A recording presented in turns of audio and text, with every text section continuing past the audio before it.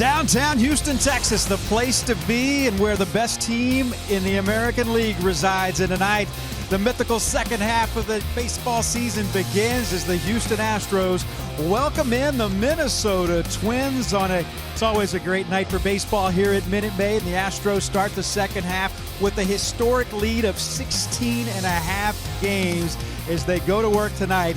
That is their lead in the American League West. Alongside Jeff Blum, I'm Kevin Eschenfelder. Todd Callis has the night off tonight. Good to have you with us here on AT Sportsnet as the Astros go to work, as I said, with that huge lead. It's been an offense. We go up and down and look at all the different scenarios and the different numbers. It's video game numbers that we've seen so far. No, it really is. And when we start pulling up numbers from 1927 and we talk about the Bronx Bombers, you can now draw comparisons halfway through the season. The first month was a shock to me. I'm a believer now. Yeah, I talked to AJ Hinch before the game. He talked about what the most impressive thing was to him about this team. He said the relentless nature of this offense. They don't settle for a 10-0 lead. They want more, and that goes with each and every at-bat. That's what we've seen throughout the entire first half. This is bordering on a once-in-a-millennium type ball club as far as offense is concerned. I think these guys are understanding that, but I also think that they understand that there is a certain amount of greediness that can be had as an offense. When you're having a season like this, top to bottom, you don't want to be that weak link. And these guys are young, hungry, and understand when they put up numbers, they're eventually going to get paid too. Look at every offensive category, and they're not just in the top 5. They lead in just about every offensive category imaginable. No, this is absolute domination. That 500 slugging percentage, we'll get a little bit deeper into that, but that number on the bottom is the one that impresses me the most. They are striking out the fewest, yet putting up monster numbers. Let's face it, that's foundation of this club as far as the lineup is concerned. It's really built on what you can call the big three, and it's 3 of the first 4 you'll see in the lineup tonight. And of course, we're talking about George Springer, Jose Altuve, and Carlos Correa. Their numbers are off the charts all season long, but especially here in the month of July. No, literally off the charts. When you look at that WRC+, that is a weighted run-created metric that they use to value a guy's run production. And the baseline for that is 100 across the major league. So these guys are 60-plus points above that 100 mark as far as the major league average. So these guys are dominating in a dominant lineup. First of a 3-game series between the Astros and the Minnesota Twins. It is coming up from Minute Maid Park. When we come back, take a closer look at the starting pitching. Charlie Morton gets the ball tonight for the Astros. It's coming up next right here on AT&T Sportsnet.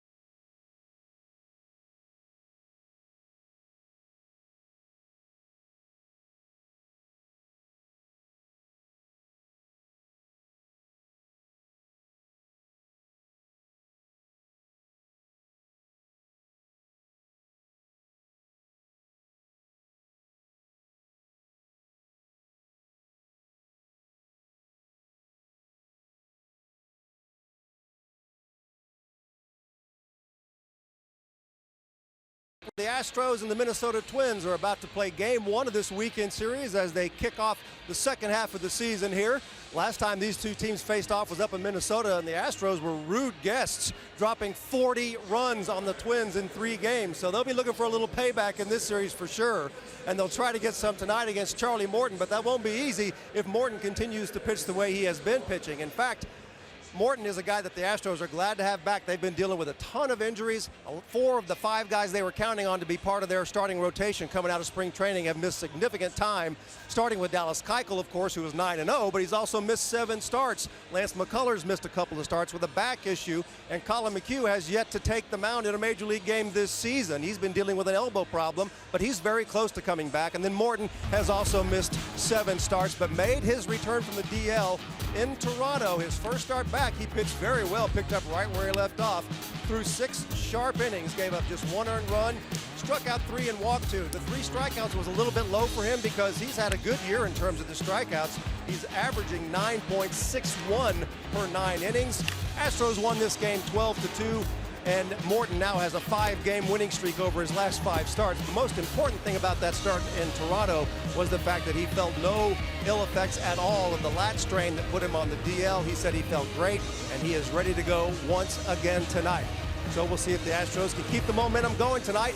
Can the best offensive club in baseball pick up right where they left off before the break? We're about to find out. We got Astros Twins in game 1 of this series right here on AT & T Sportsnet, coming your way next.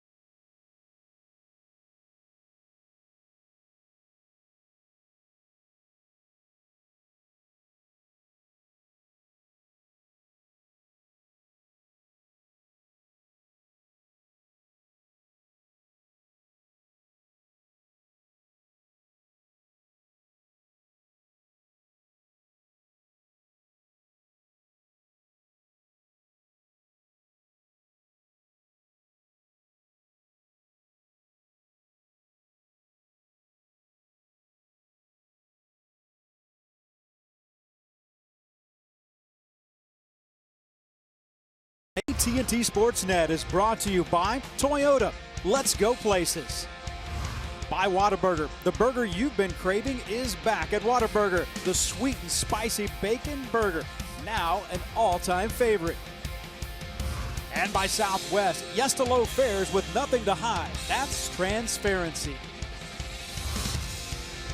Well, downtown Houston, Minute Maid Park. It is the first of a 3-game series between the Houston Astros, the best team in the American League with a 60-29 record. Only the Los Angeles Dodgers with more wins in all of baseball. Minnesota Twins come in 2.5 games back of the Cleveland Indians in the American League Central Division. Take a look at this Twins lineup tonight for Paul Molitor in the first of this 3-game series. And the guy to keep an eye on is right there in that 3-hole. This is not a real good offensive team, but they have stayed steady throughout the entire season. Miguel Sano is a guy who's really swinging it well. He's a thumper. He's also an all-star. He's going to be facing right-hander Charlie Morton going for the Houston Astros. There's a good look at Charlie. Made one start in Toronto before that All-Star break, coming back from the DL. He had been pitching well. The month of May was very good for Charlie Morton, where he had a 3.97 ERA. Also had a 3-1 record. There you see the totals on the season.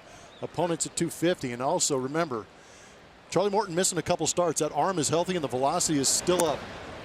And Brian Dozier leads it off for the Minnesota Twins. Twins coming in after this All-Star break. Before the break, they had split a 4-game series with the Baltimore Orioles. Dozier, a .242 hitter with 13 home runs and 41 driven in. That one hit well to left field and looking up, and that ball is gone. Leadoff home run, in Minnesota takes a 1-0 lead. Minnesota is not known for being a home run hitting team. They're actually averaging 1.14 home runs per game this season, which is not a big number.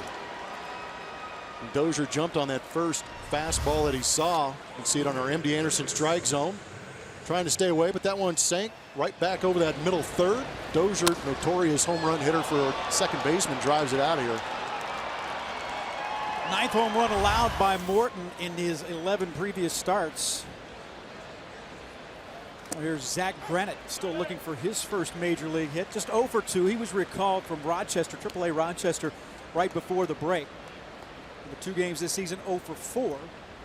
Minor League Player of the Year 2016 for the Minnesota Twins. Fouled off.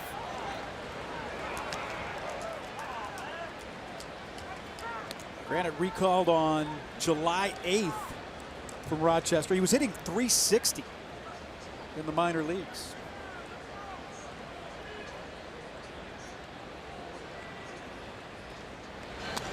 Fouled back into the net. It's 0-2.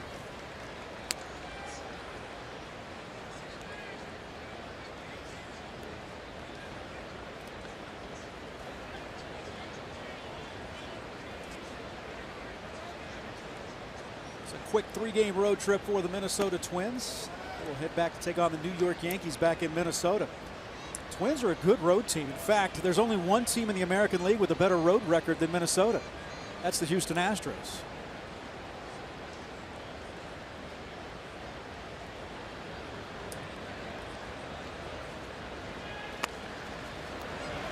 Get out to Correa on one hop. Double clutches, throws, and got him.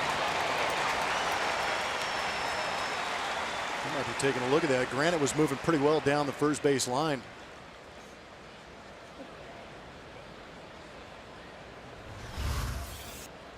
It's a good look at that play on our Mattress Firm Supermo. You could kind of see he got his entire hand around that baseball and he had to re-grip. That's going to stand. Good call.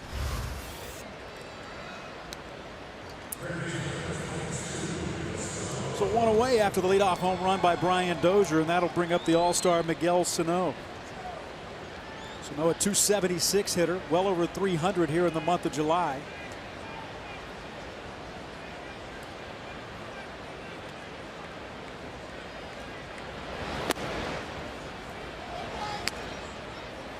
Charlie Morton is a guy that's going to need to get the breaking ball working in this game. Scouting report on the Twins is that they are a good low ball hitting team, and that's where Charlie Morton likes to live. Wouldn't have been able to tell it by that swing. It's 1-1. There you see the pitch usage. That fastball primary, he has good run on it. Can pitch in the mid-90s with it, but you're right. Getting to that curveball is key. Use it effectively to get the punch outs. Just off the plate. 2 balls and a strike. But Miguel Sano is a power hitter, and he's a humongous person. And sometimes, unlike Aaron Judge, you can tie these guys up, and I think that's what Charlie Morton is going to try and do with that fastball running to the inside corner. 2-2.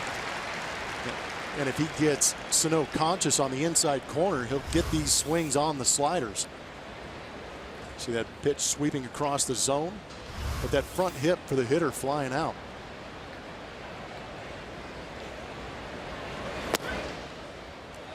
Count goes full, 3 balls and 2 strikes. Sano is a free swinger, to say the least. Second highest strikeout percentage in Major League Baseball.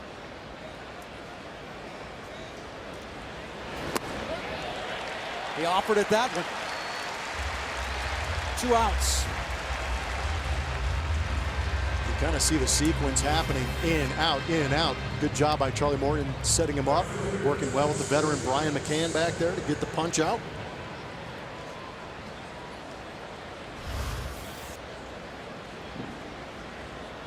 Charlie has had some big strikeout games this season. Granted, this is just his 12th start, but he's had 2 double-digit strikeout games. Here's Max Kepler, 266 hitter, 10 home runs, 62 runs batted in. 4th meeting of the season between the Astros and the Minnesota Twins. The Astros may remember it very, very well. Swept that 3-game set at Target Field back at the end of May. 1 ball and 1 strike. 33-year-old Charlie Morton.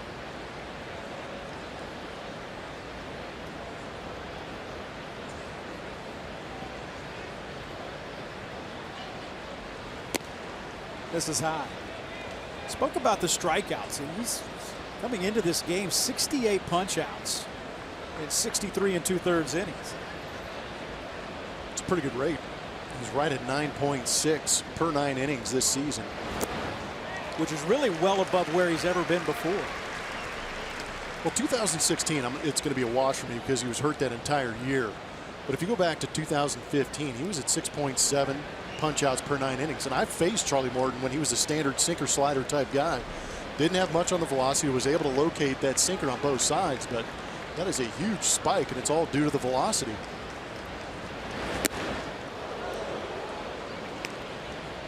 Three and 2.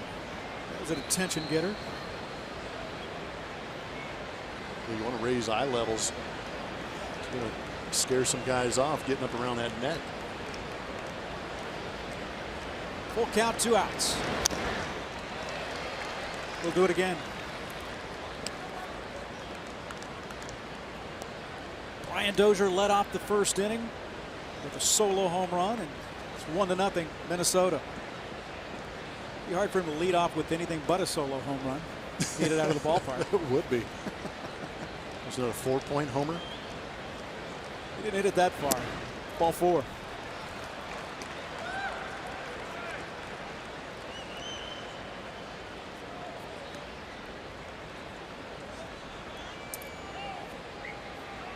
So a man aboard for the designated hitter, former Astro Robbie Grossman. 256, 6 home runs. One of those 6 home runs came in that series against the Astros.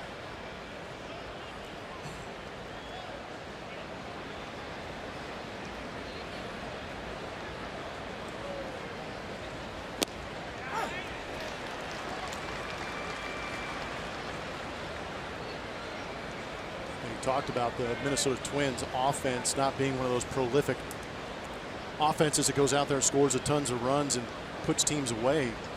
Might explain why Robbie Grossman is hitting in the 5-hole. More of an on-base percentage type guy. It's interesting when you look at how different lineups are constructed.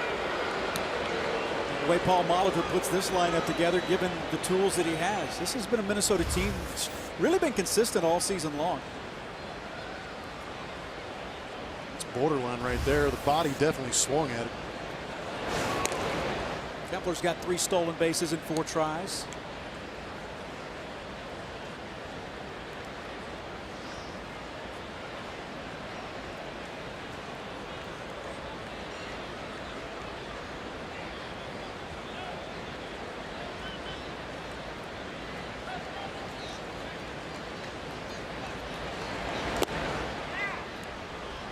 You know,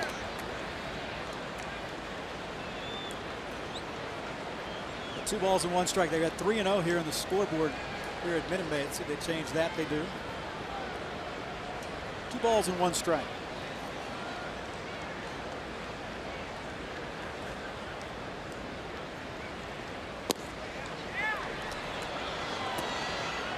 And now Brian McCann wants to head out and have a word with his right-hander. His last 2 curveballs weren't all that bad. They were just off the outside corner, kind of breaking around that outside corner. Bobby Grossman is known for having very good command of the strike zone, laying off those 2 pitches on the outside corner, got himself into that 3-1 count.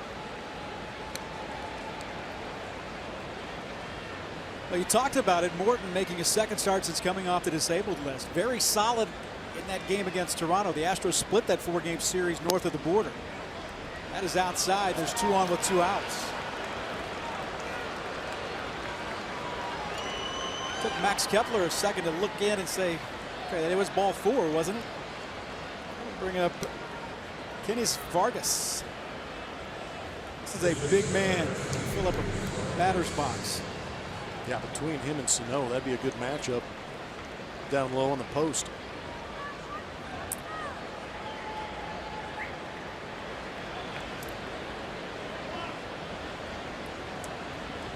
Saw the numbers: 247, 7 home runs, 29 RBIs for Vargas. Strike 1.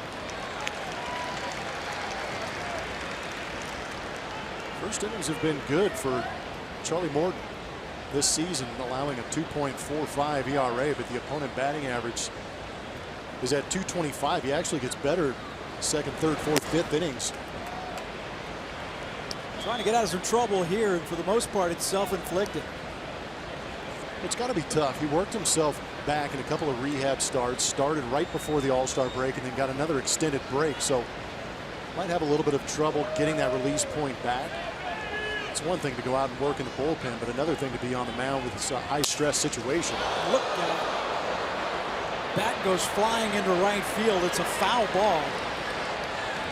Yeah, the ball was foul, not the barrel. The bat, what was the exit velocity on the top half of the bat as opposed to the bottom half of the bat? Somebody might have termites.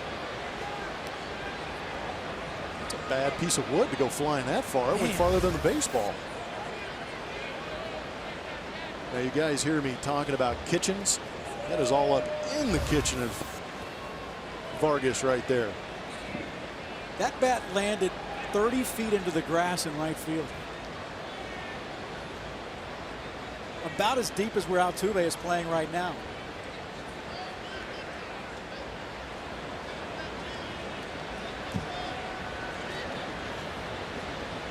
One ball, 2 strikes, 2 on. We're in the 1st inning. Call strike 3. Twins get a run, but leave 2. Best offense in the American League coming to bat. George Springer, Jose Altuve, and Josh Reddick will lead it off.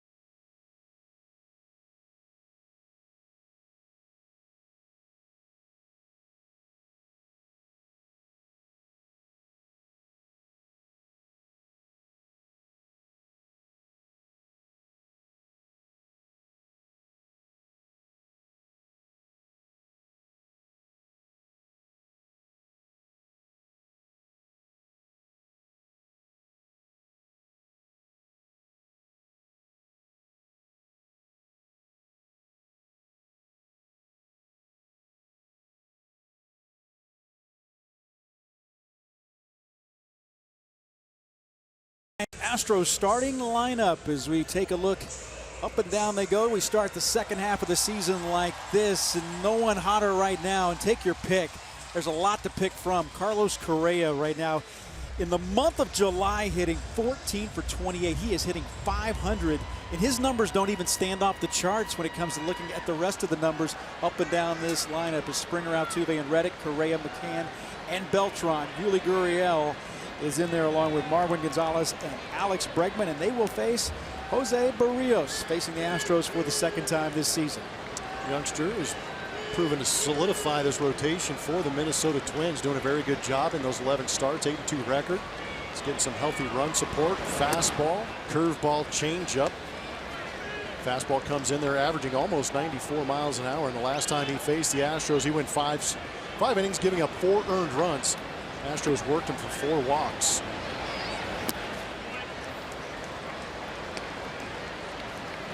George Springer hitting .310 with 27 home runs and 61 runs batted in, a .993 OPS. You look at the on-base plus slugging up and down the lineups. You're off to a wicked good start. It's 3 balls and no strikes, but it is crazy when you look at the numbers.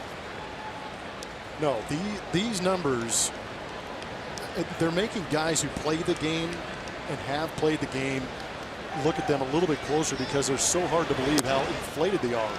But these guys are unbelievable as far as an offensive ball club. You just saw George Springer right there, proving to be, he might be remodeling the leadoff hitter. He gets on base, but he also drives the ball out of the ballpark consistently. American League Player of the Week, Jose Altuve, hits second after a 4-pitch walk to Springer. Leading the American League with a .347 average, as well as hits.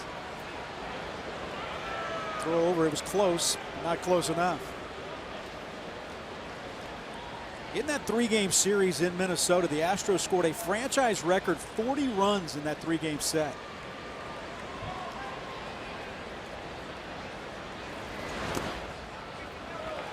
Ball gets away from Jason Castro, but not far enough. That series included an 11-run inning. I'd like to run the numbers and see, people forget in that game, Brad Peacock started in that game. And think about the Minnesota Twins had a 7-run inning. How many times you have a 7-run inning and lose a game? Not too many. At least you shouldn't. And lose it 17-6. Brunt of the scorn of this offense was put on the Minnesota bullpen. Ball flared the right side. Max Kepler comes over and makes the play. 1 away.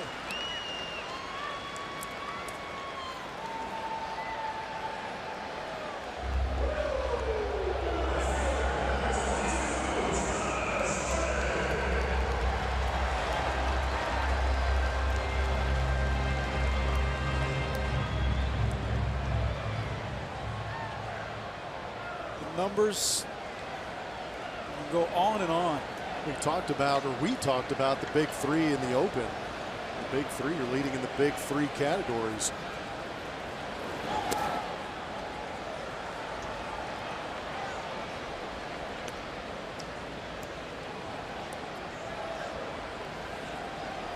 This guy right here deserves a little attention too. Yes, he does, especially the way he swung it here at Minute Maid Park. Astros a better offensive team by far on the road than they are here, but guys like Reddick and Correa that have really kept things even.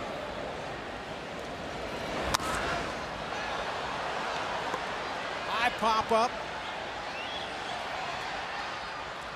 and there's 2 outs.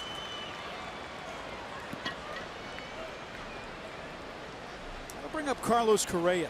Well, pick your poison.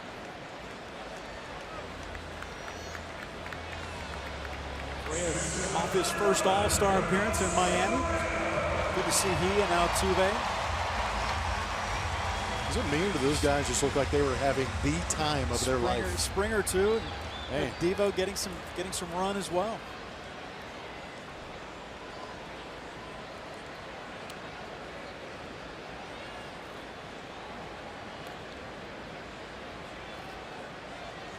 Twins lead at 1-0. Rios throws over. Timeout was called.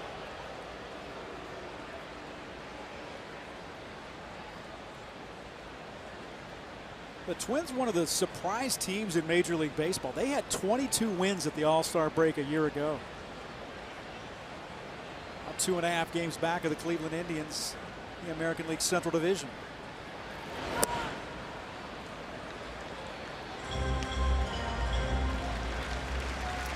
Paul Molitor was talking about before the game. He says, you know, we have a who's hot list, and I was reading it. And he says, I had to look at it again because he said everybody was hot on this Astros team.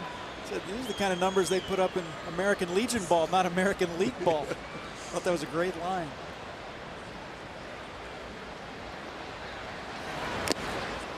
Swing and a miss by Correa.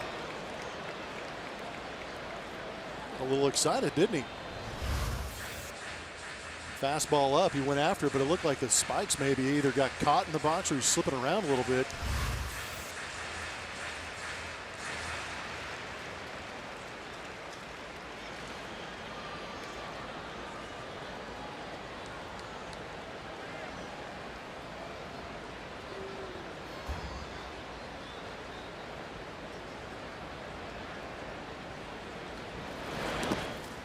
That's outside.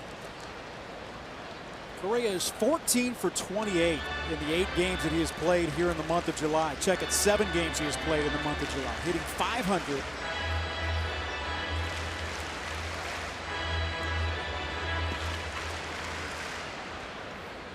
Last 9 games, he's got a .486 average, and he's driven in 16 runs.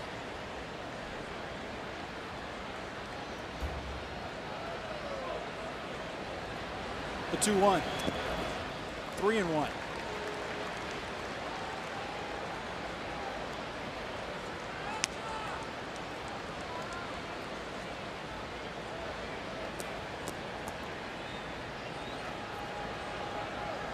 Barrios, a 2012 draft pick out of Puerto Rico.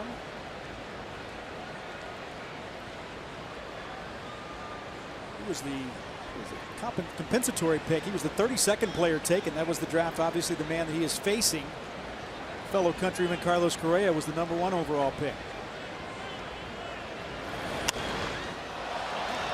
Hit a mile in the air. And that'll retire the side. We go to the second inning. Twins lead 1-0.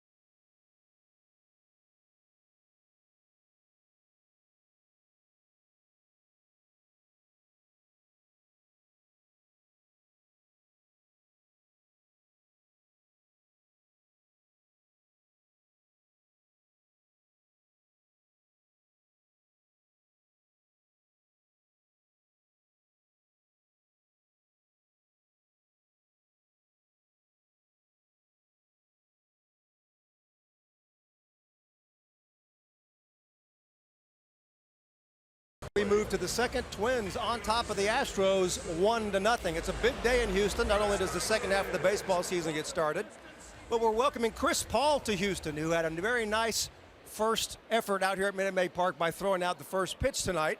You've had a wild day, a big press conference, met a lot of the Rockets fans over there, come over here, throw out the first pitch. What's it been like for you? Unbelievable. The fans have been amazing to not only me, but my family.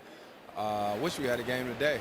You know what I mean? I can't wait, and I'm so grateful for the reception. Now, throwing out the first pitch at a baseball game, I don't know how many times you've done that in your career, but it's a little nerve-wracking, isn't it? Nah, I played quarterback in high school, so it's just a throw. Just another throw. Just another throw. A pretty nice changeup. Dallas caught it very easily. Nice job. It's a strike, too. It was a strike. That's all that matters. Yeah, absolutely. Going to throw a lot of those strikes when the Rockets season starts to find a lot of those teammates. You excited about this team and the potential here? I'm too excited. I'm too excited about the team that we have. I mean, the guys were great before I got here. I'm just trying to come here and add and continue to build. Well, welcome to Houston. It's great to have you. Thank you so much. I really appreciate it. Back to you guys in the booth. All right, Bart, thank you very much. Chris Paul said all he wanted to do coming to the game tonight was meet Jeff Blum. Security wouldn't let him in. It's pretty tight up here.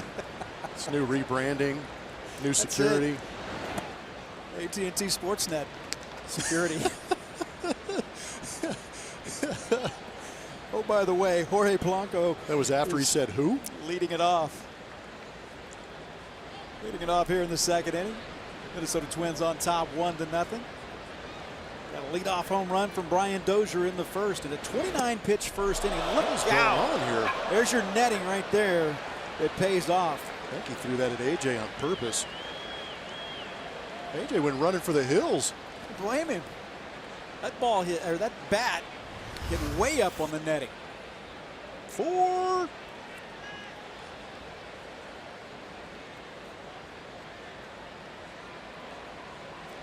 Yeah, AJ wanted no part of that.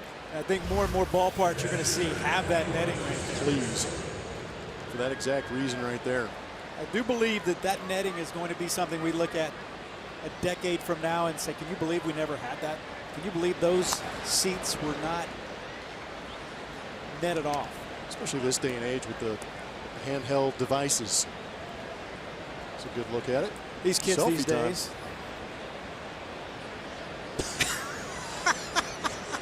Reenacting the look on their face when the bat was coming their way. The bat was helicoptering towards them. So Jason Castro batting here with 1 out. Castro fouls that one off. There's Jason, a former #1 pick of the Houston Astros out of Stanford.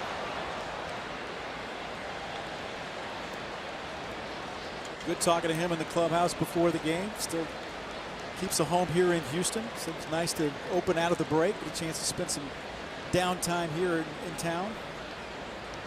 It's interesting to go down there and talk to him about not being on this Astro team and seeing what they're doing.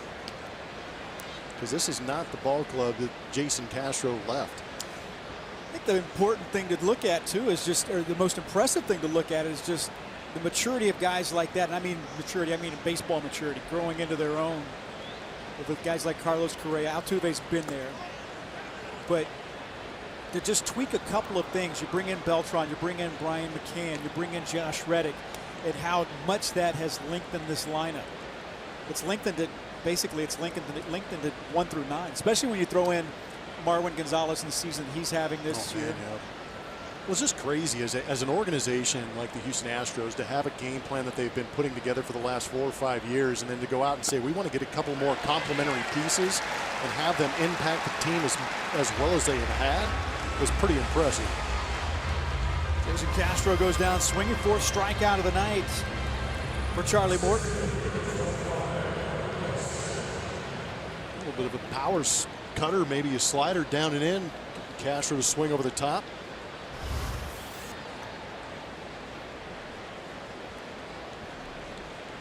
Here's Byron Buxton hitting .216. The 5 home runs and the 16 runs batted in. It's been a season of inconsistency for the young center fielder.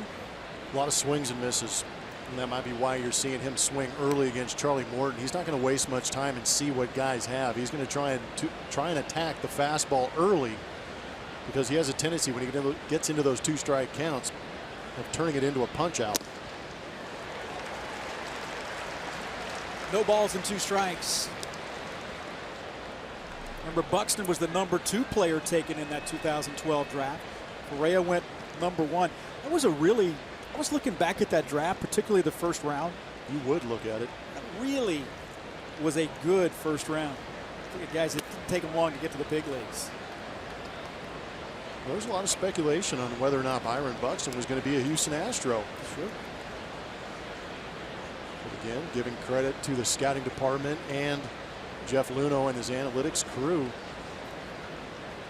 Picked a pretty good one in Carlos Correa. For right now, I guess it's all right. No, I think he made the right choice. That one fouled off.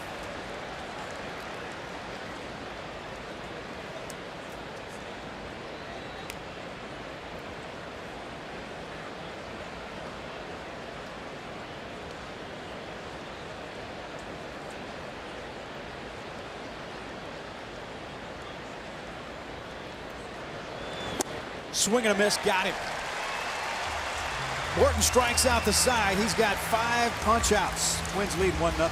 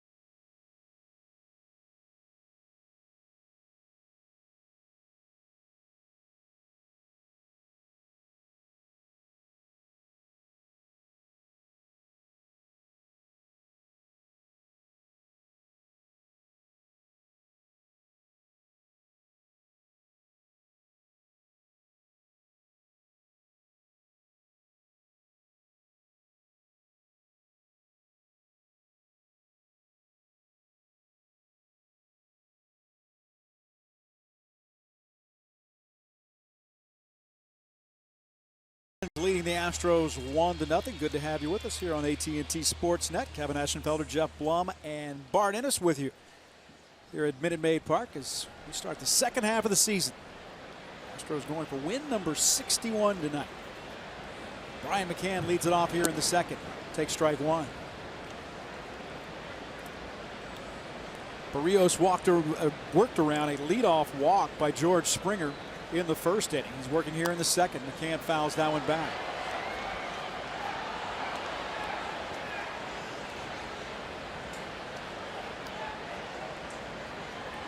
Barrios just 23 years old.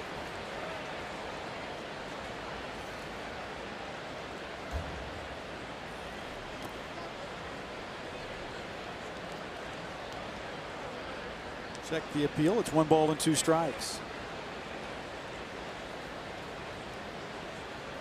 McCann hitting .255 with 10 bombs and 43 runs batted in.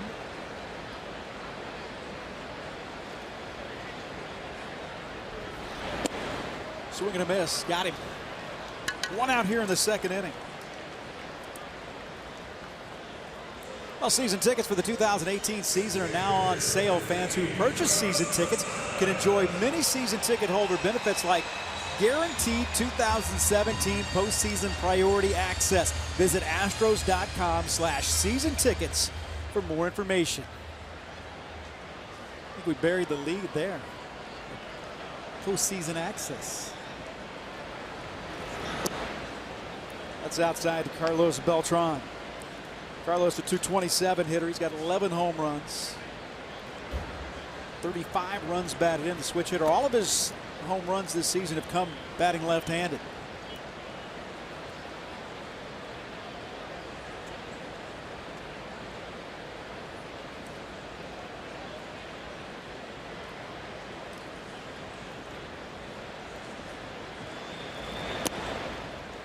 .3-0.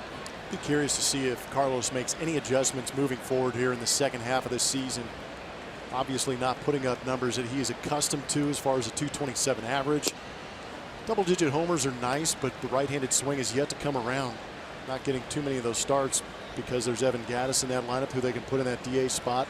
Jake Marisnick jumps into the ball game too when they're hitting right-handed, but I'm just curious to see how the veteran will make the adjustment to try and help produce, because it's crazy to think that this lineup has a potential Hall of Famer in Carlos Beltran, and he might be the weakest link in this lineup. Well, the Shiner Light Blonde spotlight falls on this Astros offense. Yuli Gurriel, huge part of it. 7 games this month. That's not even the best that the Astros have to offer, but he has been really, really good. A .467 average with 3 home runs. He's driven in an 11 and an OPS over 1,400. And Yuli Gurriel bats with a man aboard and 1 out here in the second. Breaking ball, strike 1. And he's a complimentary player in this lineup, hitting .297. Think about that. He is an everyday first baseman, 11 bombs, almost 45 RBIs. But he can produce. We've actually seen him in spurts like we're seeing right now actually carry this Astros offense a little bit. We saw it in Miami when he hit the big grand slam. But a pure hitter, Yuli Gurriel, putting up some great numbers. The crazy thing on that road trip, 2 games in Atlanta and then the 4 games in Toronto, is he hit .353 with 2 home runs and 5 runs batted in. I bet I could find 4 Astros that had a higher batting average on that road trip than his .353. You did really good, Yuli, but there's a couple other guys who did extremely good. Hit the ball really, really hard in Toronto. It's going to be hard to walk around this Astros clubhouse and try and puff out your chest. There's probably no room. A ball and 2 strikes. 2-2.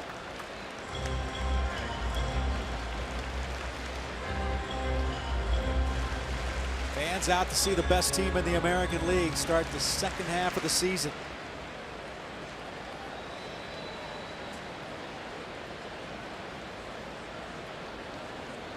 The guy that hangs around in the batter's box very long, is he? Yeah, he picks one and kills it.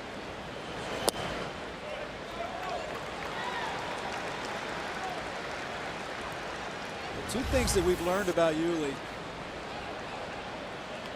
Got a pretty good eye, as well as he hits good pitching. Yeah. When do you face really good pitching? In the postseason. Tron goes with the 3-2 count. That's what's so unique about Yuli Gurriel is, yeah, he may retain some of that rookie status and not have a lot of experience at the major league level, but he has been playing for a long time. In his mid-30s, he's got plenty of experience in pressure baseball playing for the Cuban national team. A lot of times I think we lose sight of that because he has such good ABs here in the big leagues. 3 balls, 2 strikes. Beltran was on the move last time. Goes again. Everybody's safe. Polanco, instead of getting in front of it, not sure if he could, tried to scoop it. It came up on him. That'll be an E6 and runners at first and second. Sometimes you make physical errors, sometimes you make mental errors. And this one right here for a shortstop is a mental error. He was trying to be a little bit too quick and tried to go get that hop because he understood the runner at first base was off with the pitch. But you got to remember, it's Carlos Beltran, and no offense to Carlos, he doesn't run as well as he used to. So he actually had a little bit more time to sit back, get a good hop, and make sure that first out at second base. Because mentally, as an infielder with a runner on first base, less than 2 outs, and you're trying to get that double play, you can't turn it if you don't get that first out. So you want to make sure that first out. Here's Marwin hitting .308, 16 home runs and 53 runs batted in. A career season for Marwin Gonzalez.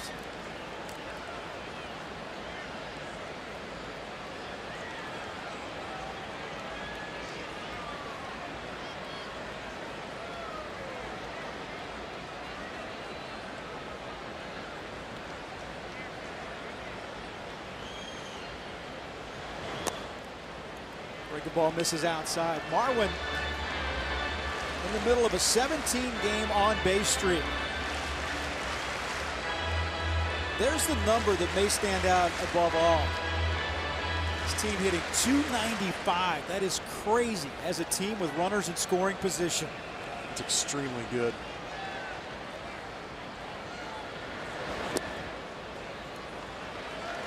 Two balls and no strikes.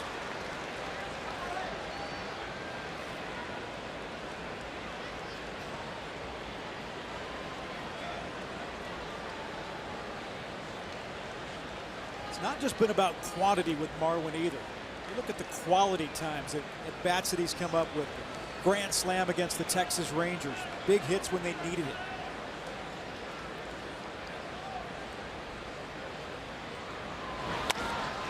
There's another knock through the shift. Beltran rounds third. He will score, and the game is tied at 1.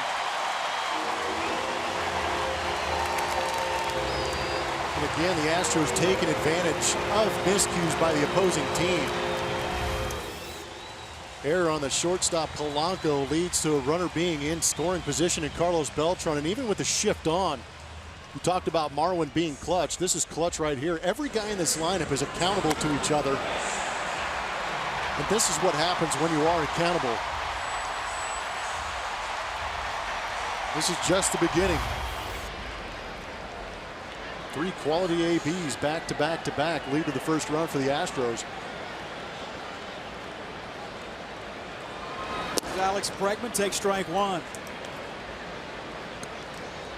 You know, maybe of all the numbers that you want to look at are the ages for these guys too. Alex Bregman, youngest third baseman in the American League, hitting .256 with 8 home runs and 27 runs batted in.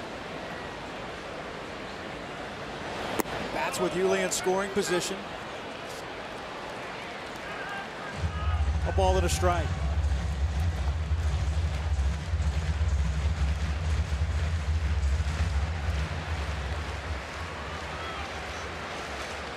Got better month by month.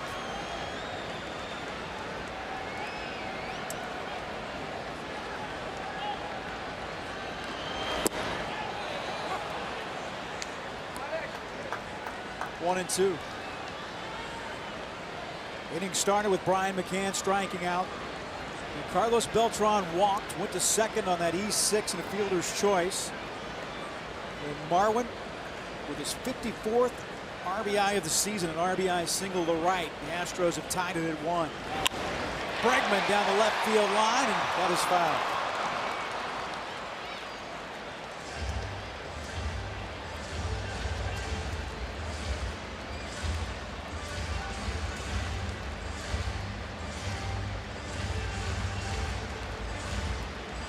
Bregman stands in 9 for his last 23.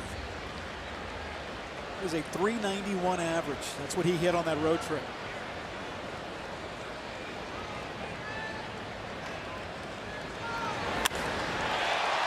Hit well to left.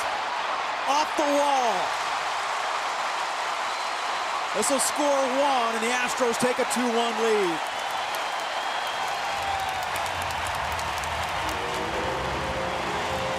Alex Bregman comes up big again with a runner in scoring position. The Astros lead it 2-1. With all the offense going on, you got to remember 7-8-9 for the Astros are not your standard 7-8-9. He got himself a hanging breaking ball. We saw some check swings early on in this AB from Alex Bregman. Might have hinted at the fact he might have been looking for that curveball from Barrios, but right here he got himself a hanger, kept the hands back, drove through it nicely, hit it in that funky little corner out there next to the Crawford boxes, able to drive in Yuli. But here we go, back to the top of this lineup, and the second time through for this lineup to see Barrios. That is Bregman's 8th double in his last 7 games. The Astros like hitting doubles, huh? 46 straight games. Extends the franchise record. They had 3 straight games in which they had 7 doubles.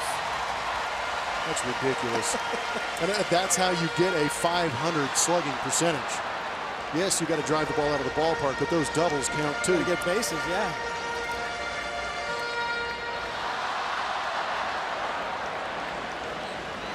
And all that damage done, 6, 7, 8, 9, and now you turn it over. Arguably the most dangerous leadoff man in baseball. George Springer. Outside a ball. Runners at second and third and one out. And the reason George is unique, too, is because he's in that leadoff spot with all the power that he has. But his ability to hit with runners in scoring position is all done because the bottom part of this order allows it to turn over with guys on base. George wouldn't rack up 61 RBIs if that 6, 7, 8, 9 guys weren't getting on base. That misses. It's 2-0. Rios is starting to beg a little bit.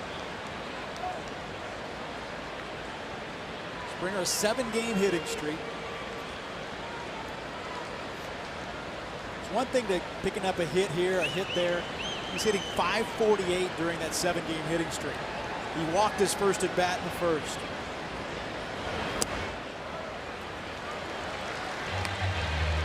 Three and 0.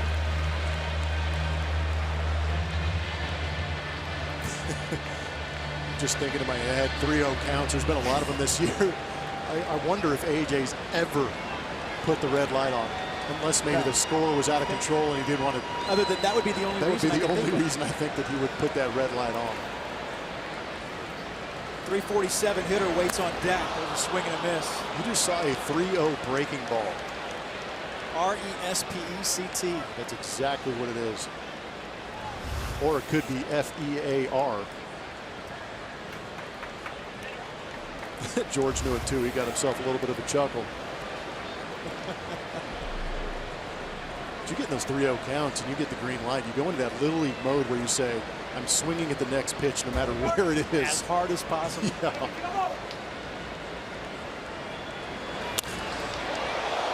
Man. He almost put Marwin on the DL. Yes, he did.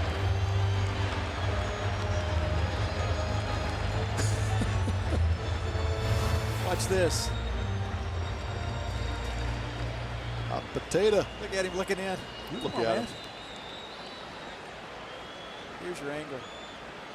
Gosh, that is not a good feeling. Gary Pettis has got the right idea. He's a little bit further down that left field line. Marwin's saying, get out of the way. You get a secondary lead. Yeah, exactly. I'm gonna hang here. 3 balls, 2 strikes, 1 out. Time is called. Astros with 2 runs in the inning.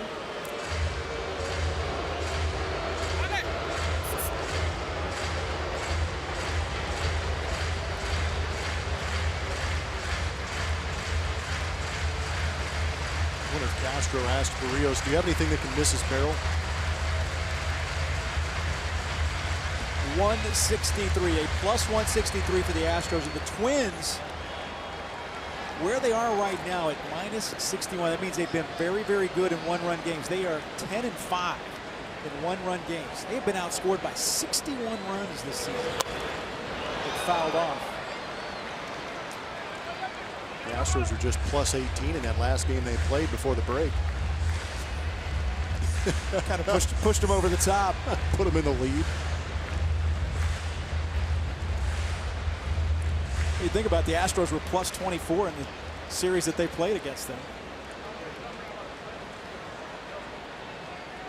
10-5 in 1-run games for Minnesota Twins. 2.5 games back of Cleveland. They are 2 games over 500 at 45-43. A check swing. This is going to be trouble. That'll be an RBI single in the box score. And the Astros take a 3-1 lead. When you're going good, you're going good. I was just going to say the same exact thing. Just touch it. Any of these Astros, if they just have competitive ABs and put it in play, has a tendency to work out. This is the extreme of it right here. As soon as it gets over Barrios right here, it's game over because George's speed will not allow Dozier to make that play. Thumbs up. He's telling everybody in that dugout that was a bullet. That's how it's going right there. But you see the smiles, and everybody's happy when you win, but it just seems like everybody's having a good time. And why wouldn't you? They might be just laughing because they can't believe it either.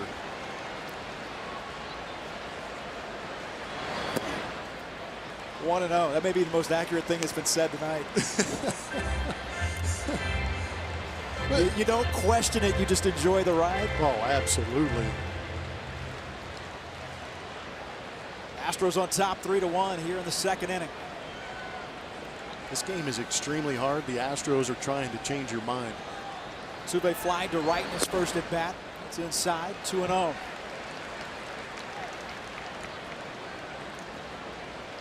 Ho-hum, another multi-run inning.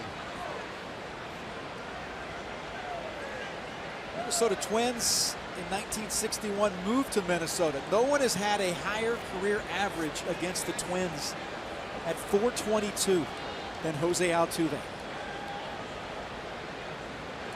It's one way not to get a table when you go to Minneapolis. Or not want to go eat at the same one. Yeah, exactly.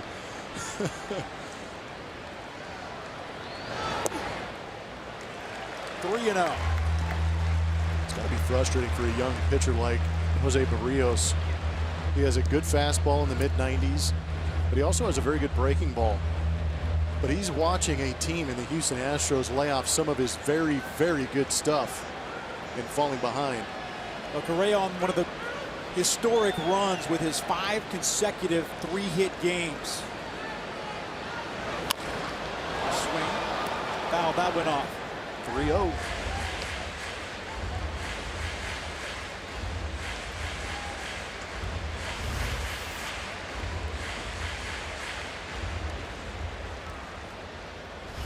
Pretty good spot for Barrios. A competitive pitch, but not an easy one to get to. Down and into Altuve, but then again, it's Jose Altuve. 3 balls and 1 strike, 1 out. Throw over. Springer's back. Good time for movement. George has 2 steals on the season. Good time for movement in the Twins bullpen as well. Oh, Phil man. Hughes getting up to warm up. The ex-starter.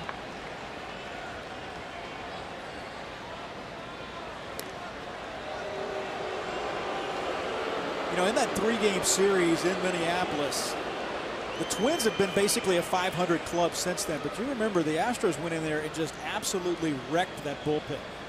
They had a 16-inning game the day before the Astros went in. And then Paul Molitor, you had to feel for him a little bit the way that series went through, the way the Astros went through those relievers. That is ball 4, and the bases are loaded with 1 out. I wish I could say I'd share that sentiment, but having played long enough, you have an opportunity to beat a team down, you beat them down. But yeah, it was not kind what they were doing to that Minnesota Twins bullpen out there. And there must have been 4 roster changes in that bullpen throughout the course of that 3-game series. Well, they were sending guys out. Oh, they were trying to find somebody to pick up innings out there. It was terrible. Yeah, it wasn't about lack of performance, although the performance was what it was. It was about guys just bringing fresh arms in from Rochester, back and forth.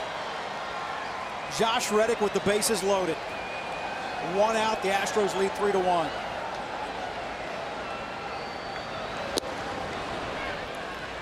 One and 0.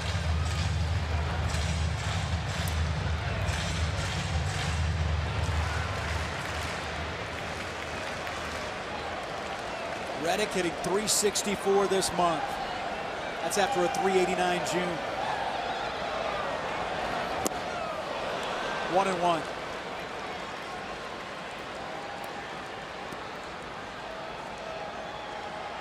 Oh, sweet.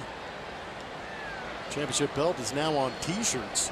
Got to make a couple phone calls. I think they made some new ones for the second half as well. Maybe they just got tired of handing out belts and said, here, have a T-shirt.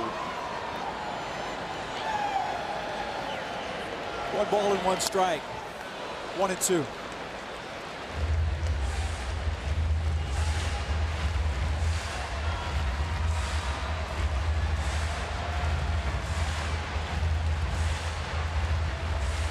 Good crowd here tonight to start a 3-game weekend series here at Minute Maid Park.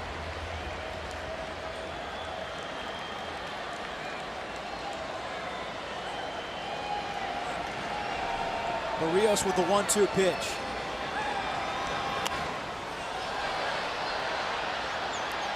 Fouled out of play.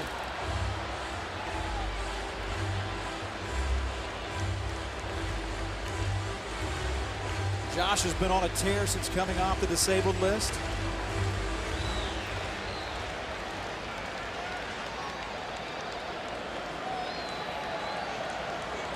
with a teammate at every base.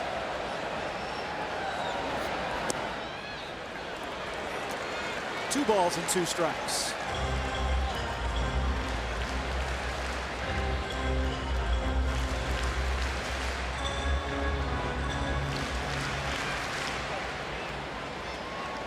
Orioles is expecting a little bit of extra effort out of Jason Castro, who has been known to be able to frame some pitches back there, not getting that call.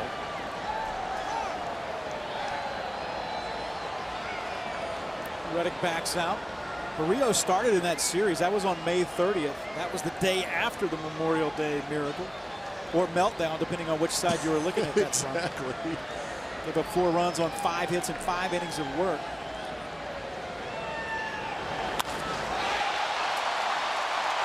Hit to left center. This should score another run. Bregman comes home. Here's a throw to third. Sacrifice fly and an RBI for Josh Reddick, and the Astros lead 4-1.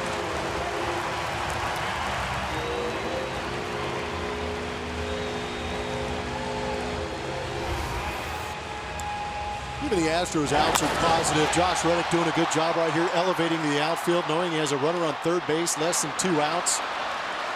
Left fielder Granite out there, making the catch on that routine fly ball. And how about George Springer advancing right in the face of the youngster, daring him to throw him out at third. The benefit to that is getting to third base. It is risk reward. You obviously don't want to make the third out. You got to know that you're going to be there, right? You got Yes. to know that you're going to. Now puts another thought into the pitcher's mind as well, right? As far as burying a slider, may not be able to do that as readily. No, exactly. It opens up first base too. I mean, opens up second base also. Now Altuve is a steal threat. The pitcher has to think about him, but then you've got Carlos Correa sitting at home plate.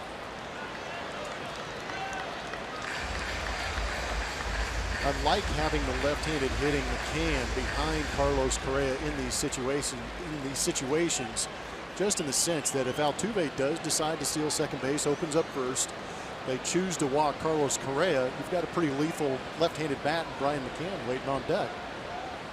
Correa, the 9th Astro to bat in the inning. But there's also situations where your manager may ask Altuve to shut it down in this situation and just let Correa hit.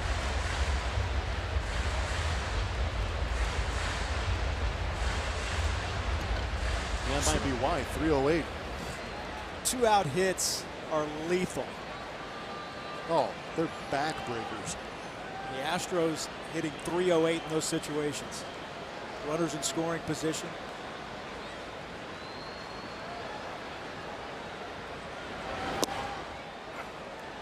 A ball and 2 strikes. 4 runs in the inning. Astros leading the Minnesota Twins 4-1.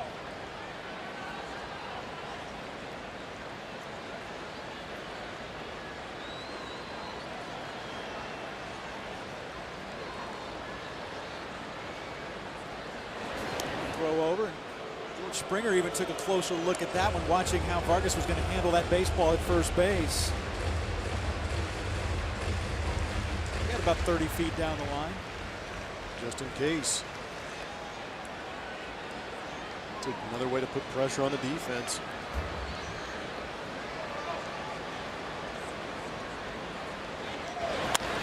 Right back up the middle, RBI single.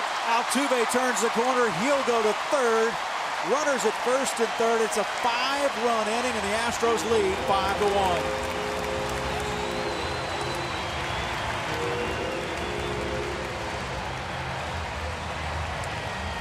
These guys are extremely good. But what I love is the fact that these Astro hitters in these 2-out, 2-strike counts, we don't see them get big. We don't see them try and leave the ballpark and do major damage. They stay up the middle of the field, find the open space, drive in runs, and just keep the train moving. 5 runs in the inning. Barrios is done. The Astros lead 5-1.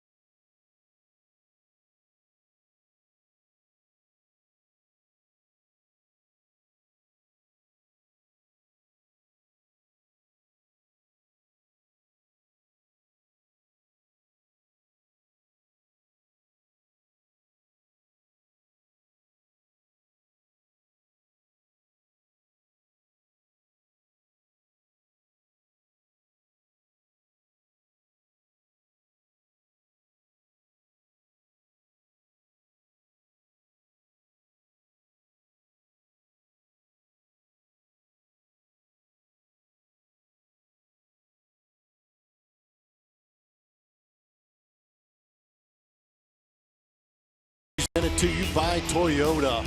There's the Houston Astros. I know we've been talking a lot about the offense, but they have continually gotten better month to month. And you see this month in July, there's no quitting them, averaging 9.75 runs per game.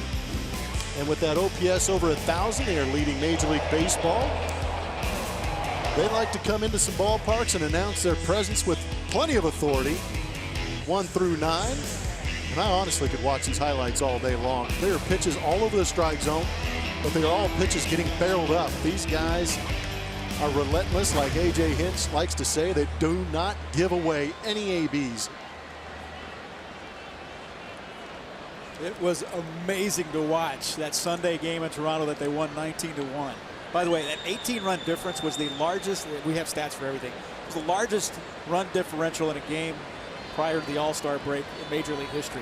So the Astros won that game 19-1. And Phil Hughes, it's his turn. He has made 9 starts this season. Now he's coming out of the bullpen for the 5th time. He spent some time on the disabled list. Not even the Argonauts were going to put up enough runs to beat the Astros in Toronto that day. The natives call them the Argos. Now, they were going to be the no-goes on that day. The one that Evan Gattis hit, it was just an absolute line drive. And luckily it hit the facing of the 200 level at Rogers Center. Otherwise, it could have hurt somebody 380 feet away, 390 feet away. There's Brian McCann. Gattis can go after a baseball with some malicious intent. McCann struck out to lead off here in the 2nd inning. 5 runs in.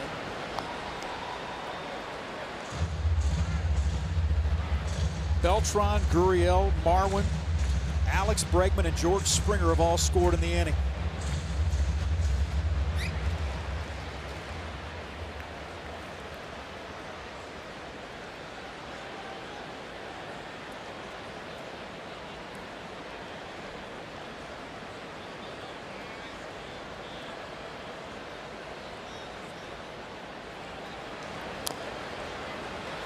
McCann stays alive. 0-2. Phil Hughes, the ex-starter. Fastball, a little bit of a cutter. So has a curveball.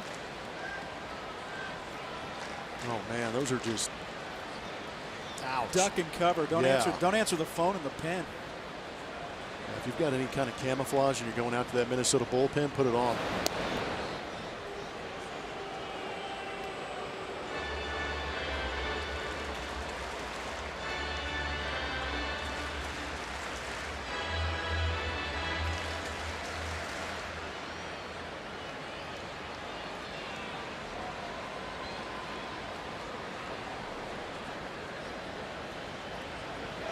Runner goes. That one pulled foul. It's the 12th big league season for Phil Hughes. Made 209 starts in his career.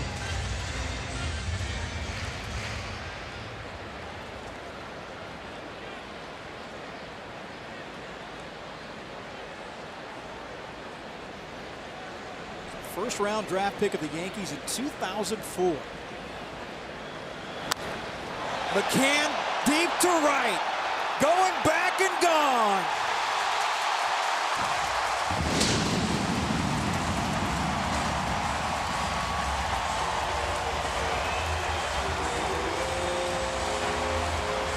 The Astros are indiscriminate mashers. They could care less who's on the mound. Somebody's going to wear it. Look at this crowd. McCann's 11th home run of the season, and you look at it. Thank you. I was just making sure you're awake, but they are on their feet for this Astros offense. Talked about that cutter. That's a cutter down, but that's experience right there from Brian McCann, having faced Phil Hughes a couple times. Going down and getting it. 8 runs on 5 hits, a 3-run homer. And here's Carlos Beltran.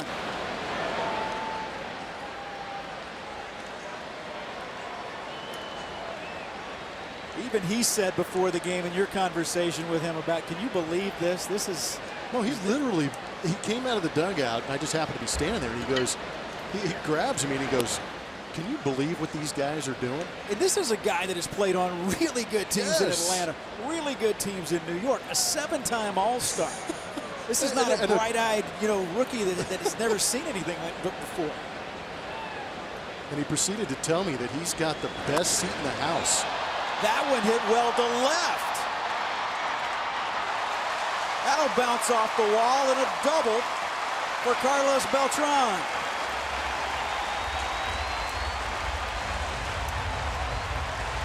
Tell you what, Ash, go down there and put a uniform on it. If it says Astros on it, you're going to get a hit.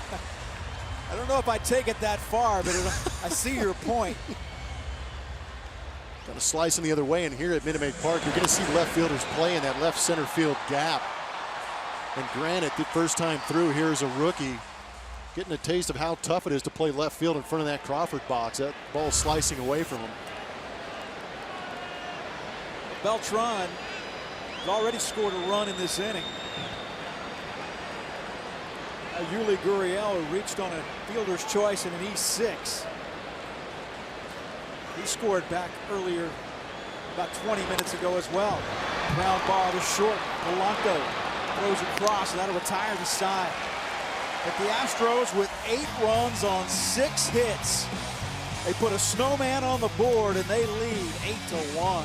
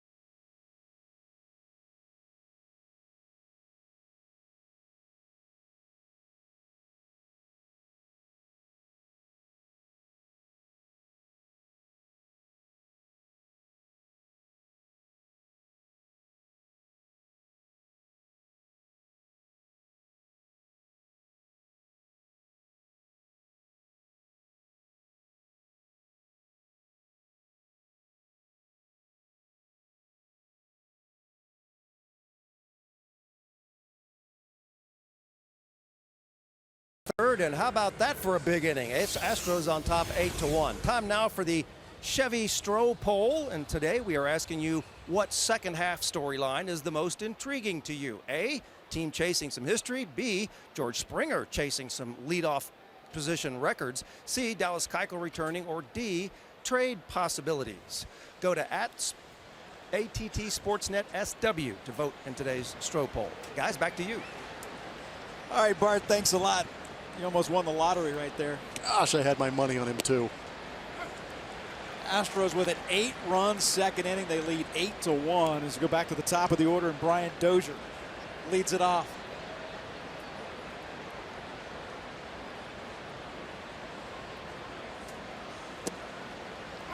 That's in there for a strike. I don't like keeping things from the fans. Hey, it's the rebranding night. We're AT&T Sportsnet tonight. We were wondering who would be the first one to mess that up. We've all been sweating that. The game's not over yet. I counted. This is my 5th different regional sports network in Houston. Good in the sense you've been around, or bad in the sense that nobody wants to keep their name on you. I don't know. Us? Well, I've been here 5. This is my 3rd. We welcome you here to AT&T Sportsnet, formerly Root Sports. And that was what we were joking about, was who would it be? First one to say old habits die hard. That's a 6th strikeout for Charlie Morton. 6 strikeouts, 2 1/3. He's walked a couple. Zach Granite. Granite grounded out back in the first. Strike one. Gave the Astros 6 innings in that start. The first one in quite a while, coming off the disabled list in Toronto. A broken bat. Altuve back and makes no. He almost had it. Glove comes off. And that is the first major league hit for Zach Granite. Jose Altuve was so mad at himself that he just spiked the glove. He had his back to me. I thought he had the ball in his glove for a second, and then it fell out. I'll give Granite credit for the hustle getting into second base. But watch the reaction. Altuve gets a great jump and leaps for it. It looked like I thought he had it too. This would be a good look at it. Just off the edge of the glove, and you can see him. I have never seen. That was funny. Altuve is the absolute, I'm telling you, perfect role model for young baseball players to watch. And he'll go back and look at that and go, you know, I shouldn't have thrown that glove. I love it. The passion of these guys is unbelievable Absolutely. to me. But the fact that there's an 8-1 lead and Altuve elevates and is so mad at himself that he instantaneously reacts the way he does like that. I mean, these guys are playing pitch to pitch.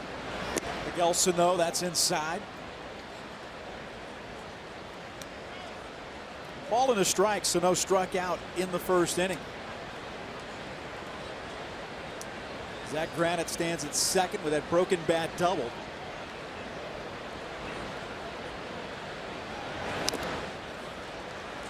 Fouled away.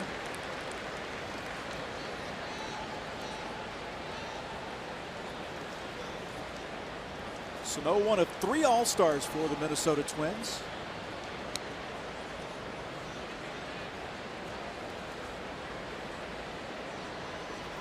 Put on a good battle in that home run derby. This is not a guy who likes hitting here in this ballpark. He is 3 for 24 in his career here at Minute Maid Park.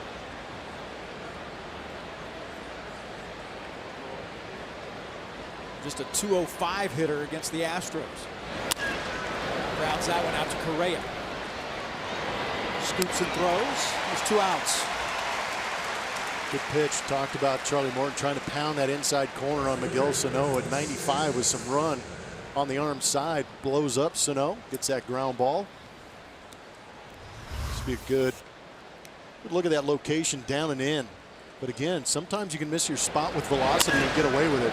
Tied up the big right-handed hitter. Now he'll face the left-handed hitting Max Kepler, who walked in the first inning.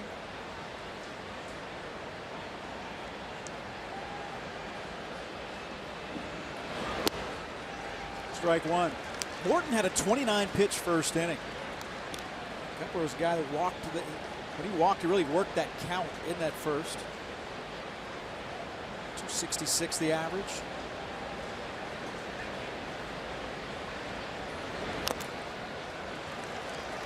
Kepler born in Berlin, Germany.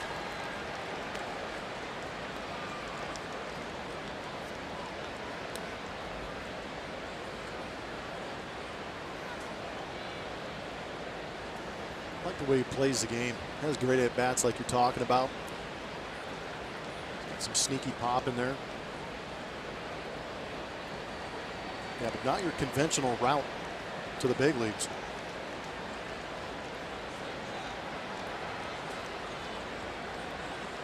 He made some stops, that's for sure.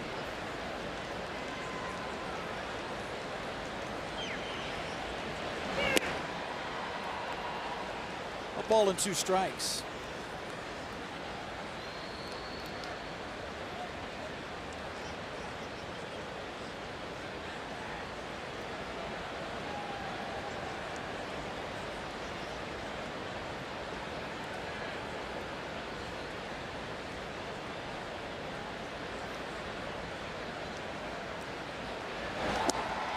Outside.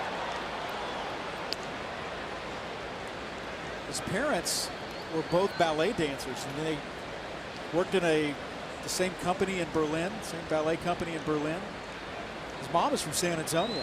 His dad is from Poland.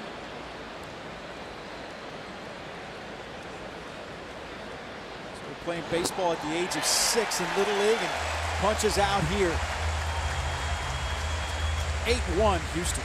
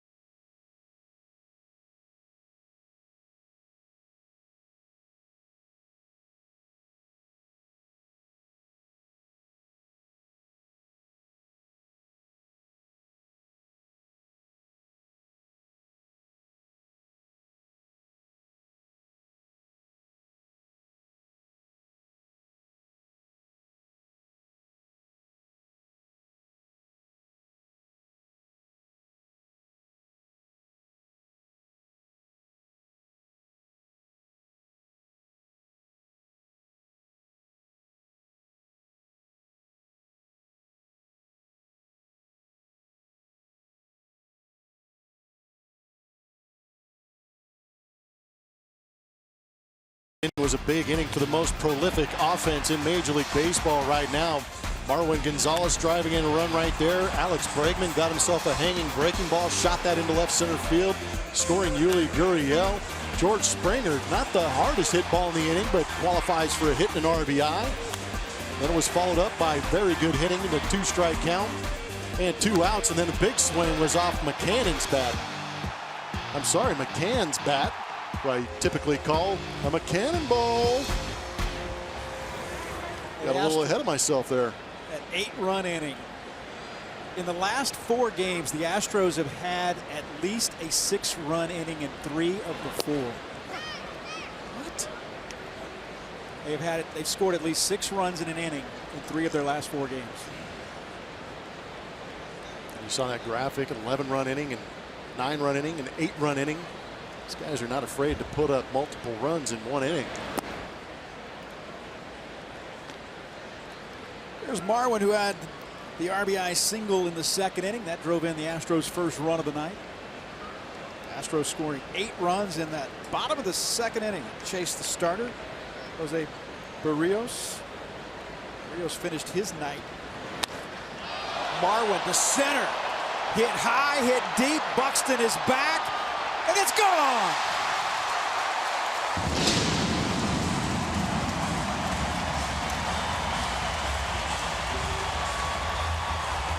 '17th home run of the season for Marwin Gonzalez, and it's 9-1.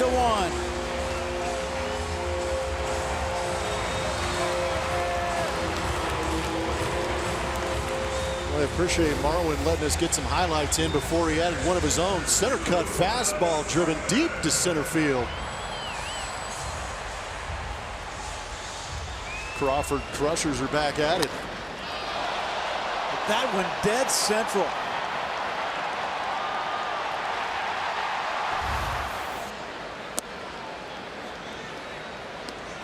Second home run of the night, 2nd home run in the last 4 hitters for the Astros. A little rusty. But that miles per hour off the bat of Marwin Gonzalez was 101.9, an estimated 421 feet to dead center. Buxton's a guy that can go get it 2 out there in center field. The one way you can make sure that he doesn't get it is by hitting it into the seats. Astros have 7 hits, 4 of which have been for extra bases. Bregman stands in with nobody out. A 2-0 count, make it 2-1. Bregman doubled, an RBI double in the 2nd inning.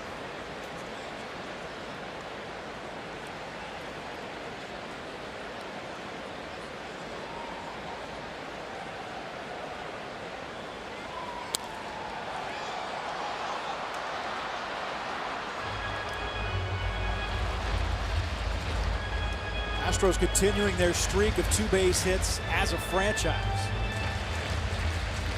They have doubled now in 47 consecutive games. Previous record for the club was 38.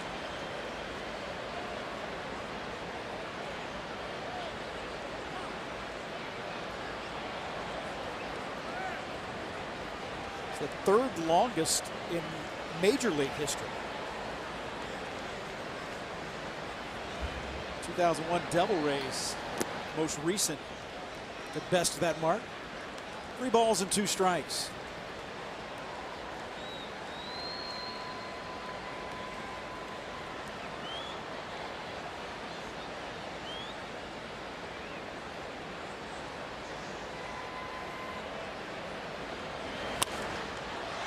Hit high in the air. Sano over.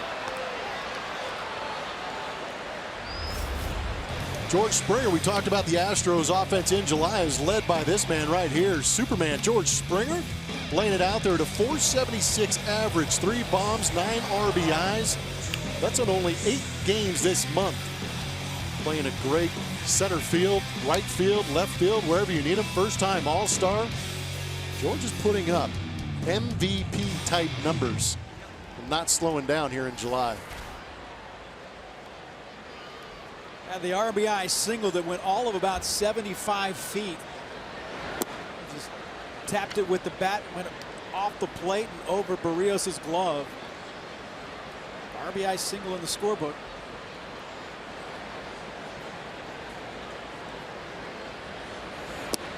So George has probably hit his shortest base hit of the season against the Minnesota Twins while hitting his longest. One of the longest hits of his season in Minnesota that traveled 473 feet. You were in the ballpark. Oh, you could just hear that that's different. Well, not just necessarily see it, but just hear that that's different. No, you're right. It jumped off the bat. It was loud, but the trajectory and the speed at which it came off, you could sense in the ballpark that something not normal was happening. And by the time that ball landed, we all had witnessed what had now the farthest ball that George Springer's ever hit. 3 balls and no strikes. 1 month ago, George was hitting .277. Came into this game tonight with a batting average 33 points higher. And he takes a walk. In an OPS, on base plus slugging, 114 points higher than he was just 1 month ago.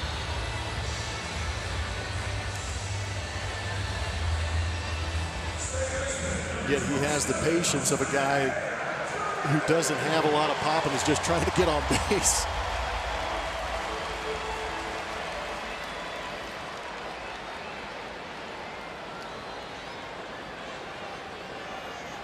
Altuve 0 for 1. Walked in the second.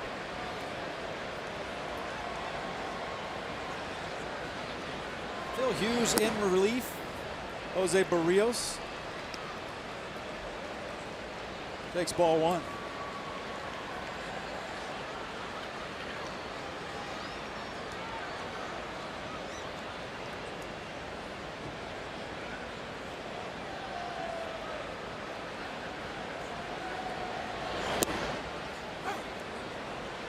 A ball and a strike.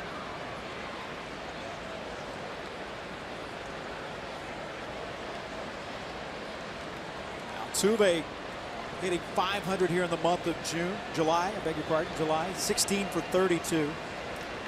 A couple of home runs and 10 runs batted in.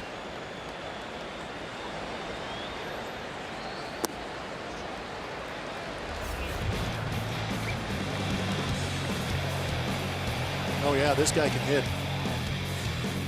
7 games this month of July, hitting .516, 2 home runs, 10 RBIs.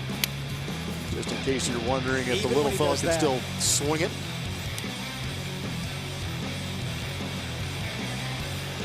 At home, on the road. Been way better on the road, but still. He's at a historic rate away from Minute Maid Park.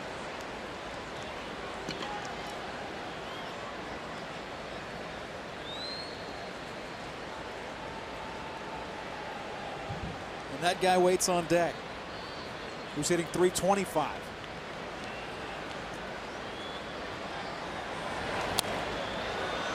They wait on that breaking ball and fouls it off to the right side.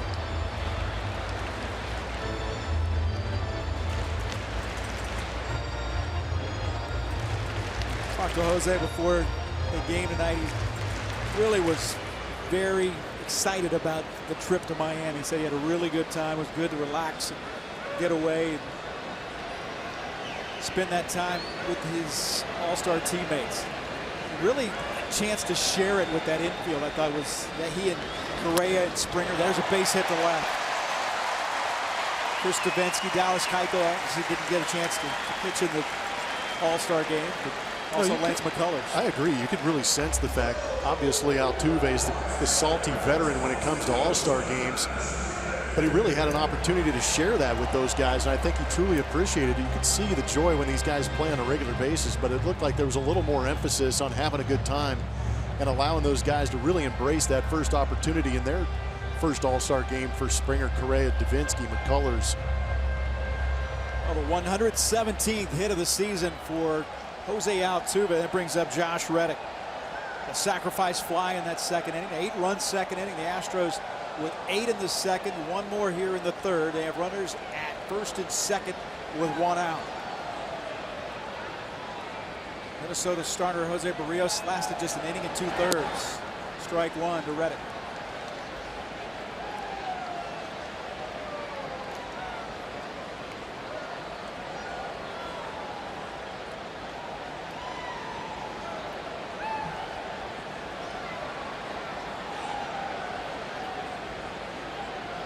Astros sent 12 men to the plate in the second inning.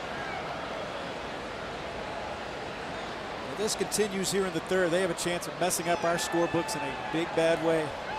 Getting used to that, aren't you? Yeah, I've had to replenish my pens already once this year. I'm gonna have to do it again. Out a highlighter? Yeah.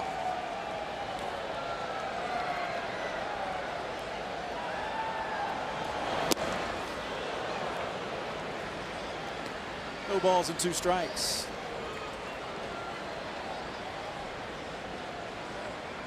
Ryan Presley is warming up for the Minnesota Twins. Saw the right-hander working in the bullpen.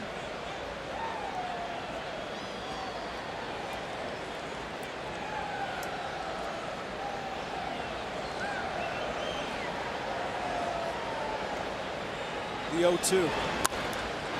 Hit on the ground, base hit to right. Springer being waved, the throw to the plate. He's safe.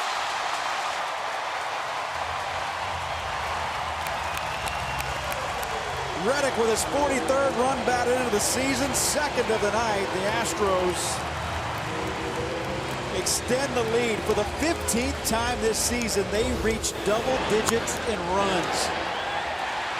Remarkable stuff.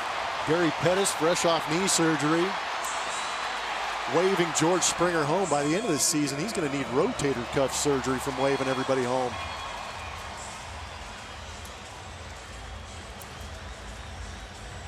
And obviously the tactic again for the speed on the Astros bases is to challenge every outfield arm when there's a base hit.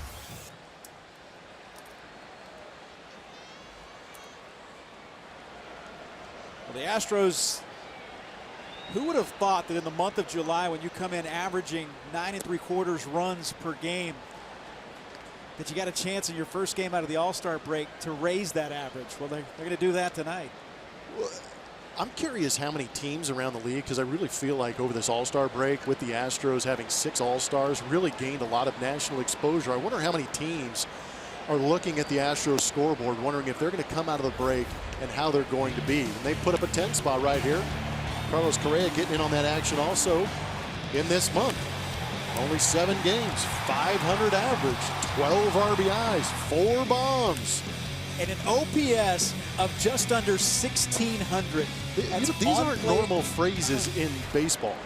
On base plus slugging of 1598. There's a swing and a miss. Yeah, I said it, 1598. You give me a 7-iron and put the golf ball on home plate, I'm not sure I could do that in 7 games. Correa 1 for 2. He singled in the second. Astros lead 10-1.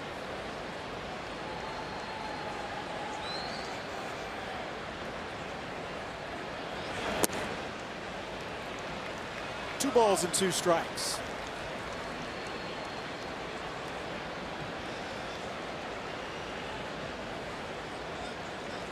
The last time Charlie Morton pitched, the Astros won 12-2. So this is better so far. I think Charlie will take it either way. The thing is, we're in the 3rd inning.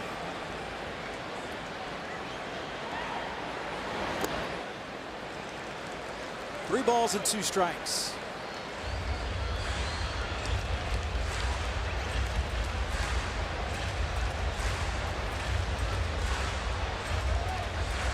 Astros 10 runs on 9 hits. 5th time in the last 7 games they've scored double digits. 15th time this season. That's unbelievable. So much for the All-Star break, breaking some offensive momentum. Yeah. Strike 3 call. 2 outs. Pitcher's pitch. It's going to happen even to the best. Working that down and away part of the zone right here. Carlos might have been looking for something else. Instead, Phil Hughes paints that outside corner. Brian McCann had a 3-run home run in the 2nd inning. His 11th bomb of the season.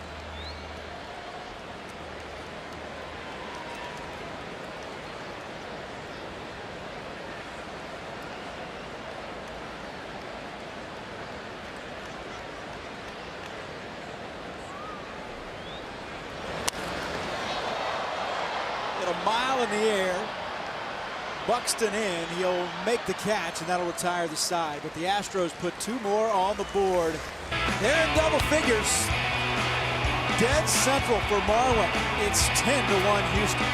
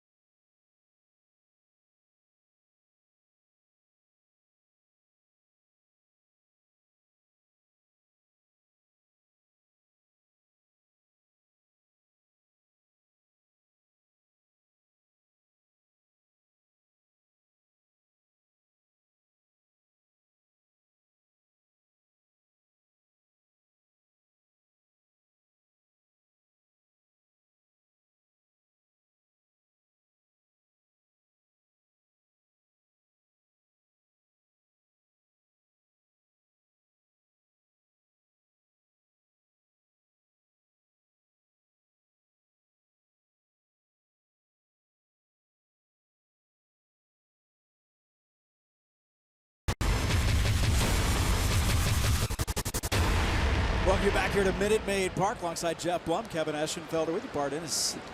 Look at the sidelines tonight. Julia Morales will be hosting the post-game show along with Mike Stanton. Glad to have you here tonight on AT&T Sportsnet. The Astros on top of the Minnesota Twins 10-1.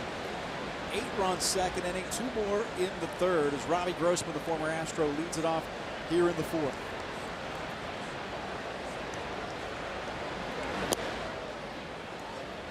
Todd Callis enjoying an extended All-Star break. He'll be back with you on Monday.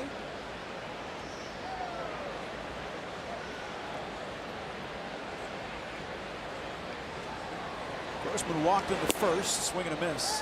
2-1.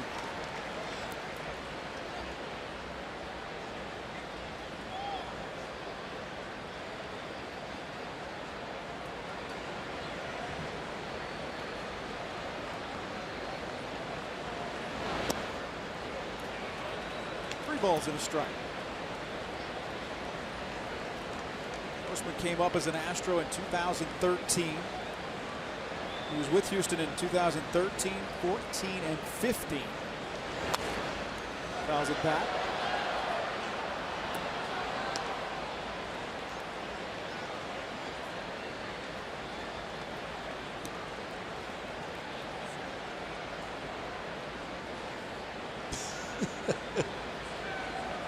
Love it. Fans getting in on the. You look at it. I'll tell you what, we're all looking at a pretty epic offense. There's ball 4.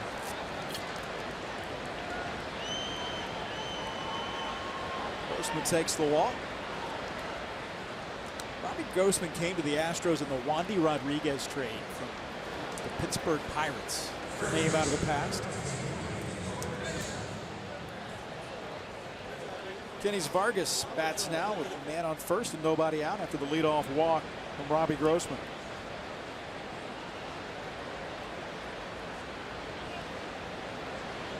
Vargas caught looking in the second, make it in the first inning to retire the side in that first.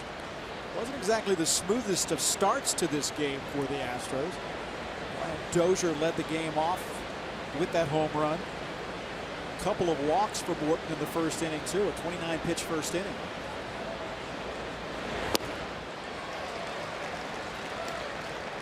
Oh, and 2.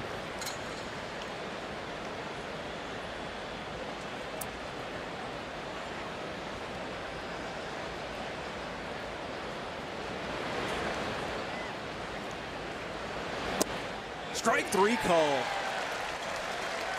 8th punch out for Charlie Morton.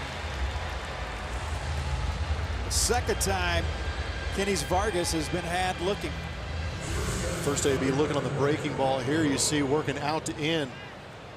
Not a very well located on the outside corner where McCann wants it, but still 96 miles an hour in that part of the zone is tough to catch up to. Jorge Polanco struck out in the second. Morton struck out the side in that second inning.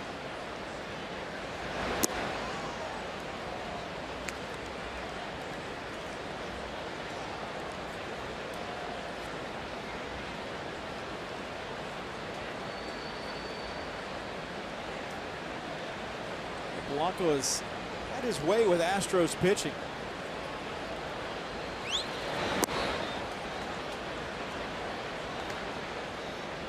A ball and is making 2 balls and no strikes. Didn't go. He has hit in all 7 of his career games against the Astros.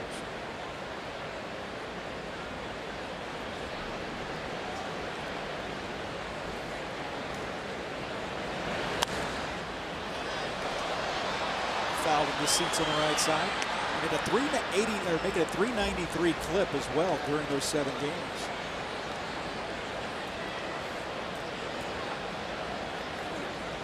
Bring your glove, you may as well use it.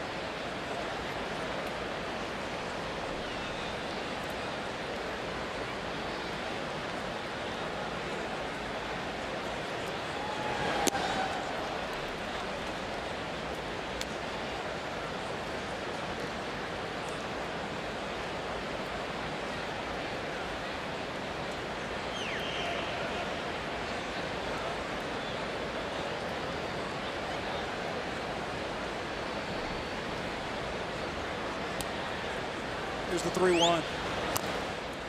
Count goes full.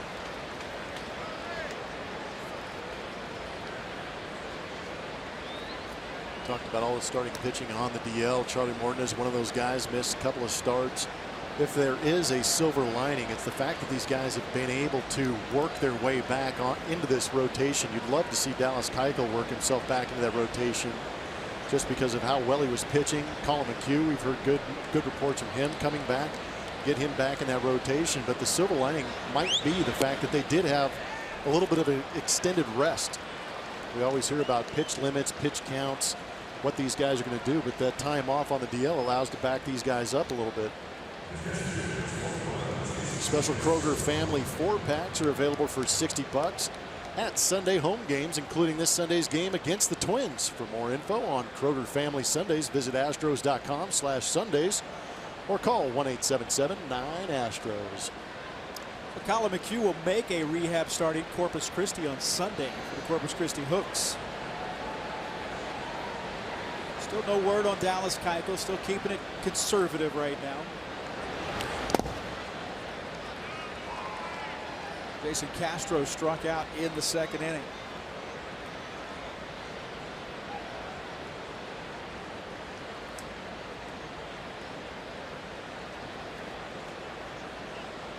.222 hitter for Jason Castro. Castro had the big season, the first-round draft pick for the Astros. He was an all-star. But it's been a marked improvement at that position between Brian McCann and Evan Gattis.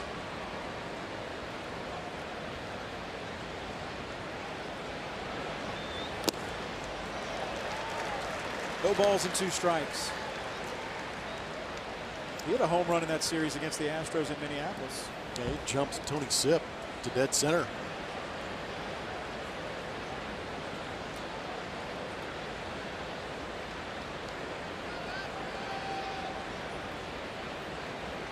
No balls, 2 strikes, 1 out. Swing and a miss, 2 outs. 9th strikeout for Charlie Morton. Good curveball, too. Good to see Charlie Morton bouncing back. I know he doesn't want to walk those guys, especially with this lead, but here with a couple of runners on, able to go to that breaking ball to get the punch out of Jason Castro.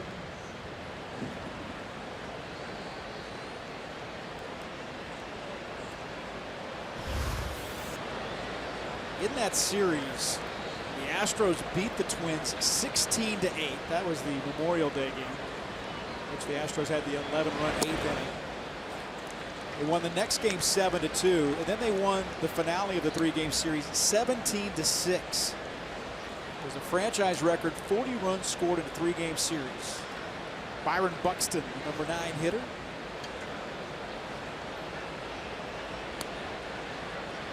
Bats with 2 outs, 2 on here in the 4th. A ball and a strike.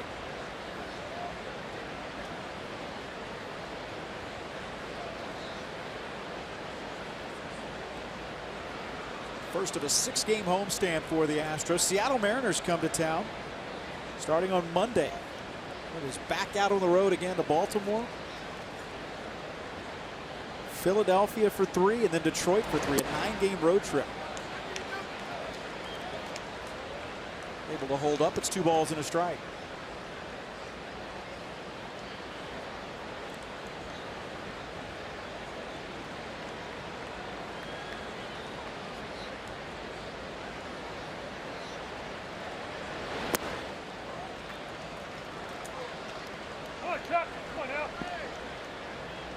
Not sure if you could hear it at home, but did you hear Brent Strom screaming at Charlie Morton? This is not the guy you want to walk.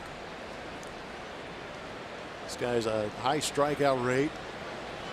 Charlie has good enough stuff, obviously, today to go out there and punch some guys out. It's back into the count. You're hearing that, a boy. Well, Charlie Morton, this is his 8th start here at Minute Maid Park. He's 4-1 with an ERA of 3. An opponent's hitting just .234 here at Minute Maid Park when Charlie Morton is on the mound. I think the Astros on the whole, as a pitching staff, love pitching here at Minute Maid Park, as odd as that sounds. The history and the reputation of this ballpark doesn't favor the pitcher. Runners go, and it's ball 4. That is the 5th walk issued by Charlie Morton, and Brian McCann is going to make his way out to the mound. These are always interesting conversations. A couple of veterans are going to chat it out right here. But everything that Brian's going to say to Charlie is he's just going to shake his head and go, I know. I know. Just a matter of Charlie Morton making the adjustment.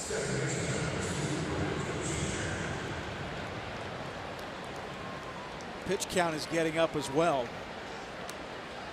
Sitting at 83 pitches here in the top of the 4th inning.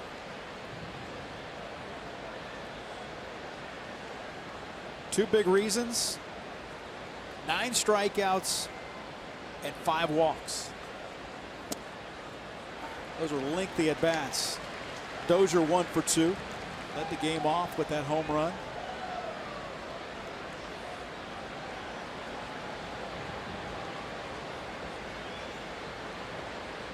Batting with the bases loaded and 2 outs here in the 4th, and McCann again. 1 pitch later makes his way back out to the mound. This might be a little more of a conversation as far as what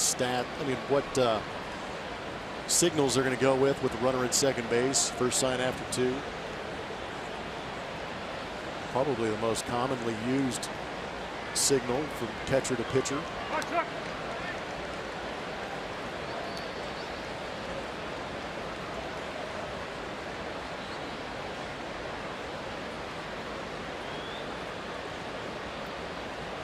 Here's the 0-1 foul back. I had that conversation with Adam Everett about signals and signs from the. Because Adam told me, he goes, I wanted to know everything at shortstop. I wanted to know everything. I wanted to know what the pitch was going to be thrown. And he said how intricate. He was explaining it to me, and I just looked at him. He was like, "What?" And I just looked at him with a blank stare. Whether it's 6 is a 2-seam fastball, we'll go first number or first sign plus the 3rd sign. It was amazing how complex they can get. Pitchers have a tendency sometimes to outthink themselves.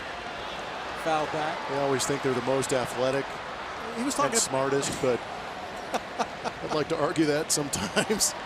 You thought it was shortstops and third baseman. Yeah, we were always the one helping them out.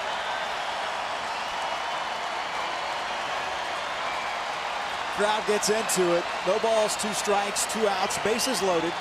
Astros leading 10-1.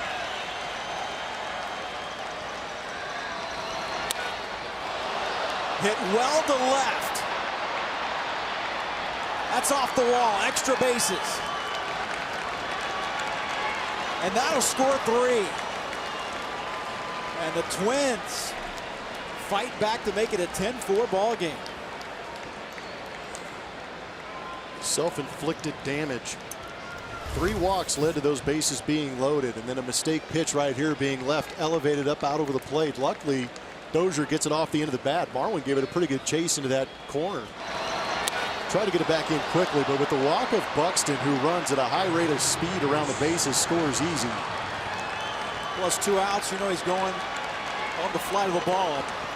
So Dozier has driven in all 4 of the Twins' runs tonight. Solo home run and a 3-run double. It's off the plate to Zach Granite. He doubled in the 3rd. Twins have just 3 hits. Dozier's got 2, and Zach Granite, the 2-hole hitter, has the other one.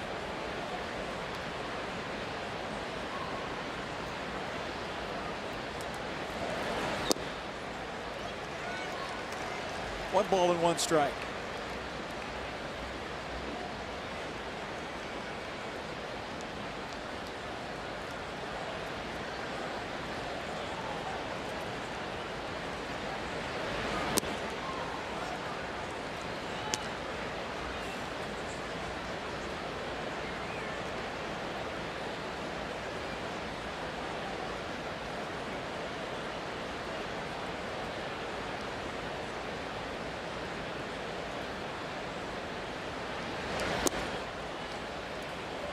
Three and 1. James Hoyt begins to throw in the Astros bullpen.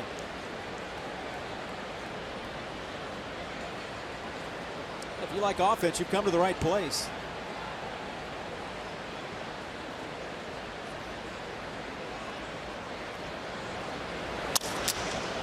Broken bat.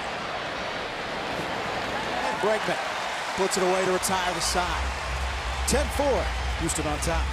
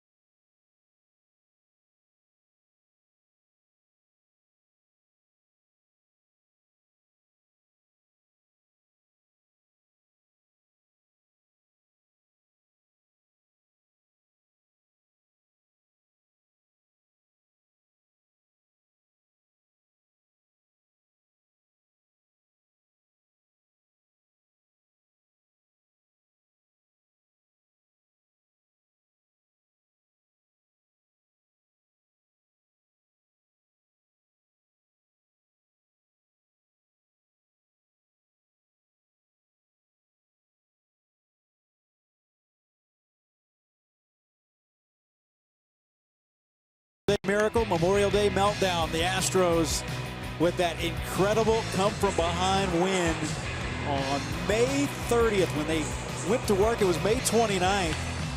Late in that ball game, an 11-run 8th inning after trailing big in the ball game. Minnesota just could not find a way to get out of that inning. Pitcher after pitcher coming in.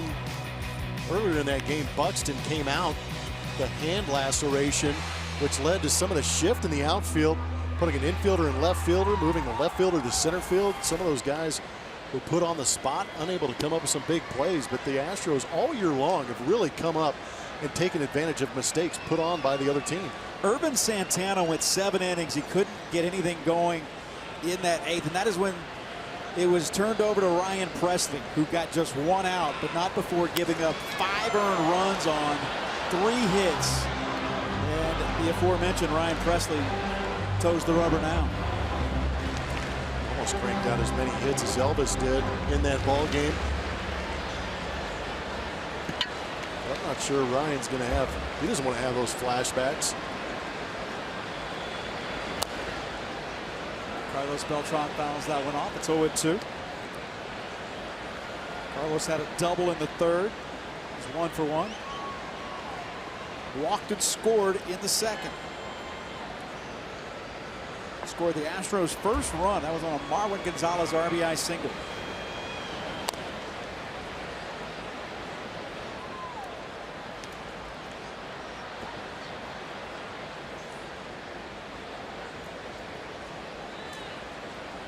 Paul Mahler's got to be thinking, what do I have to do with my bullpen against this Astros team?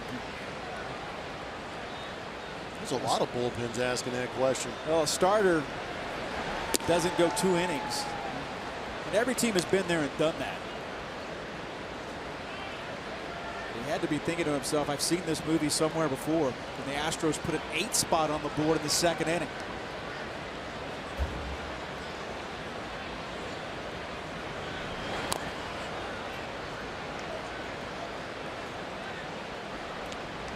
In that series, Twins relievers combined to allow 28 runs. 26 were earned in 9 innings out of the pen.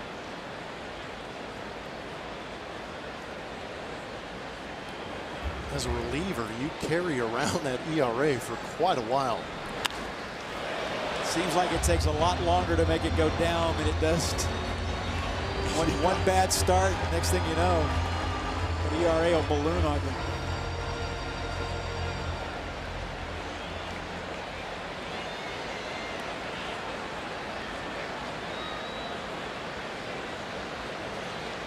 Pressly came in that 8th. 5 runs allowed. Working here in the bottom of the 4th inning. The guy that can rush it up there, mid-90s. We saw just a moment ago that 96-mile-an-hour fastball. 2-2 count to Carlos Beltran. He's also got a curveball and a slider.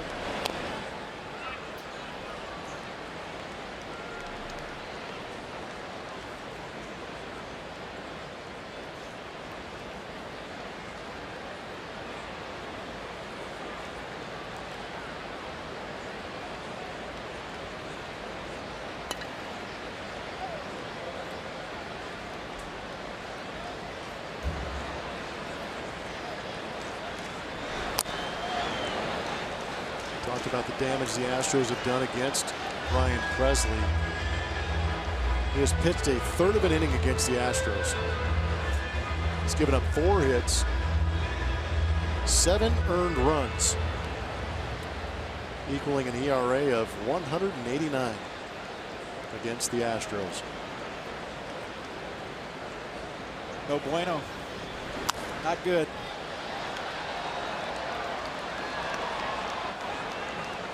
Astros starting a 6-game homestand. They're 27-18 here at home. 60-29 overall. This will be the 12th pitch of the at-bat. And it's a single up the middle.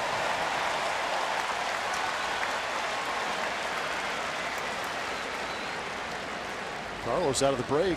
2 knocks today. Fighting off some tough pitches. Finally gets one he can handle, shoots it right back up the middle.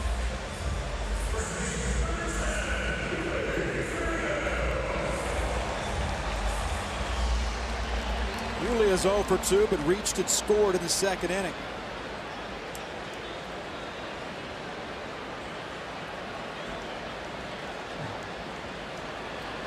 Oh, look at him. Are you kidding me? That was... No, he just threw 12 pitches to Carlos Beltran all around the zone. That one squares him up right in the lower back. This game's out of hand.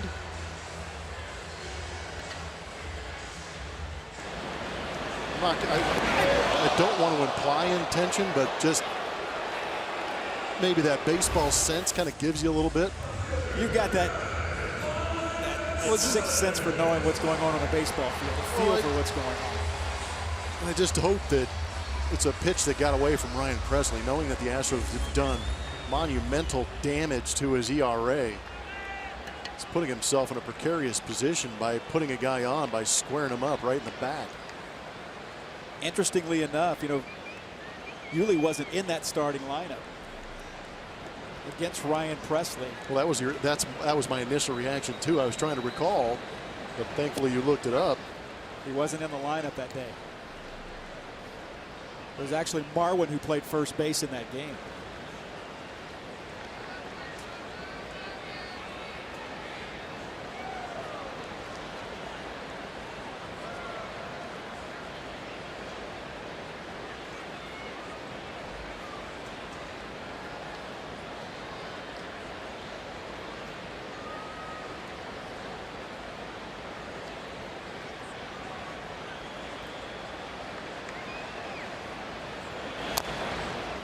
Fouled off. You know what I do remember though from that series? You remember in the finale of that 3-game series in Minnesota, Yuli swung 3-0. Good when call. The Astros had a big lead, and I think there was some, you know, looks back and forth from the dugout. You know, Yuli understanding or maybe not understanding. Well, there's the a Major language League barrier Baseball to begin with, side also, of things. but then the baseball, you know, the unwritten rules that we keep hearing about. When you've got a monster lead, you don't swing 3-0 trying to embarrass the other team. And the Astros won that game 17-6. That's Good we're just recall right there. Total speculation. We're just looking back and thinking of what kind of history can you come up with, and that's the only thing I can think of. But I know there was some looks from one dugout to the other. Well, our understanding was that there was a miscommunication between A.J. Hinch, Yuli, Gary Pettis trying to understand, give him the red light on that 3-0 count. And then when he did swing, A.J. Hinch caught the eye of Paul Molitor, and there was a conversation saying, "What? We'll take care of it. We'll take care of it. We get it." Yep. They totally understood the situation, but not to be overlooked. I'm just wondering. That's the only thing I can come up with. We would even tie that back. Back to Ryan great Presley. call. Astros on top 10-4 of Paul Molitor. A great career he put together.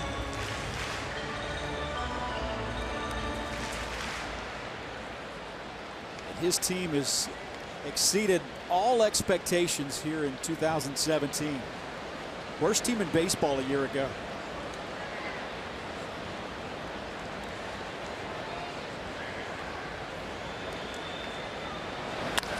Marwin up the middle, base hit. That'll load the bases on Marwin Gonzalez's 3rd hit of the night.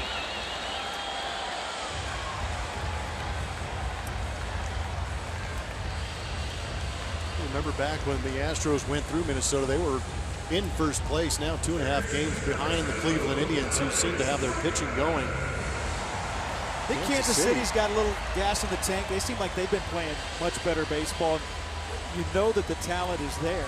Well, you just worry, much like the Astros last year, how much of the early start for them is going to prove to be the nemesis of what they've tried to do here recently. That one career grand slam came at Yankee Stadium, his first home run of the season. Bit of a knee buckler there. It's 0-1. Well, it just makes sense. The first home run of the second half should be a grand slam. Like the way you bring it all together.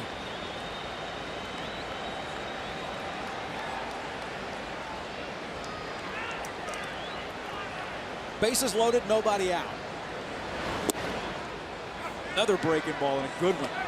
It's 0-2.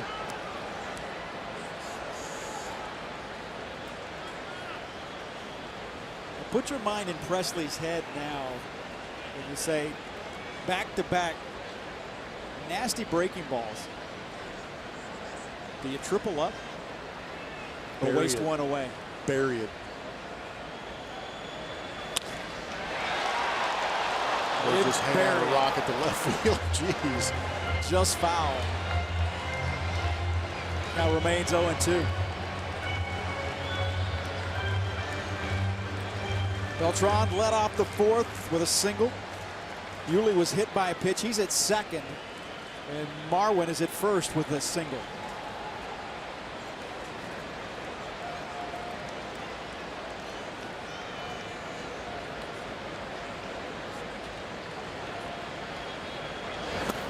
Swing and a miss, got him.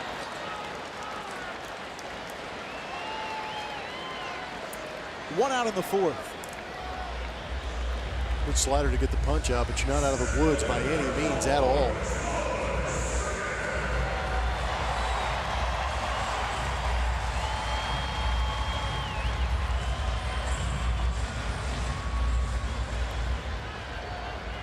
Springer 1 for 1. He has walked twice and scored twice. Also drove in a run in the second.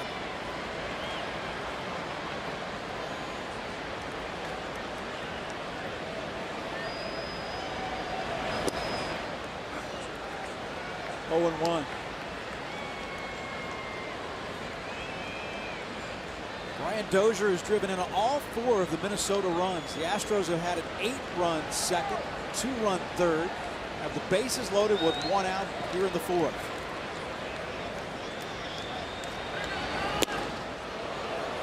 Didn't get cheated. It's 0-2. 27 home runs before the All-Star break for George Springer, 2 off the franchise record. Lance Berkman has that. It's 3 off of what Aaron Judge is doing. 30 bombs for the Yankee slugger. I haven't heard much about that Judge guy. Is he good? Yeah, he's pretty good. You should look up his. I think you can find him on the YouTube. Find a couple highlights. Could be 2. And they turn the double play. So the Astros have the bases loaded, nobody out, but don't score. They lead 10-4.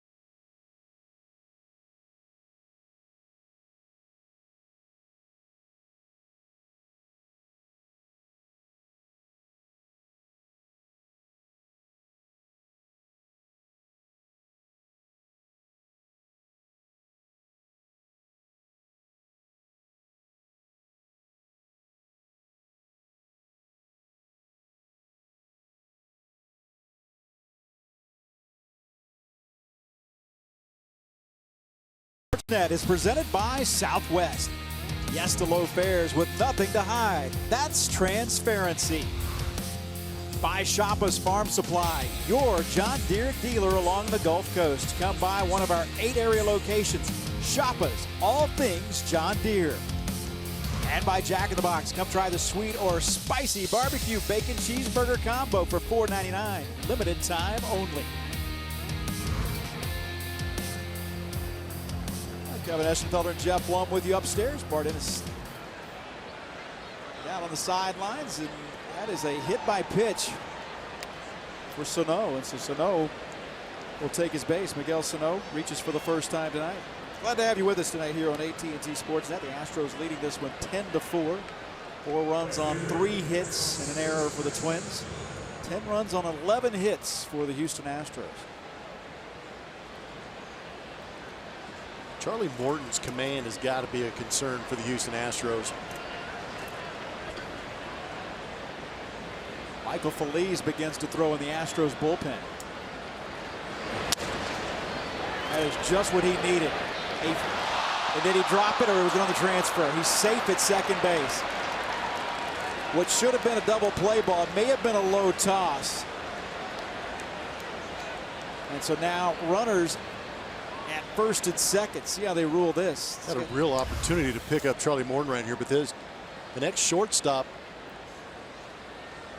that was low and to the left. And the reason it's bad on the left-hand side is because you can see the glove is on the left hand. So you could, big guy like Carlos Correa having to reach back across his body and down, unable to secure it.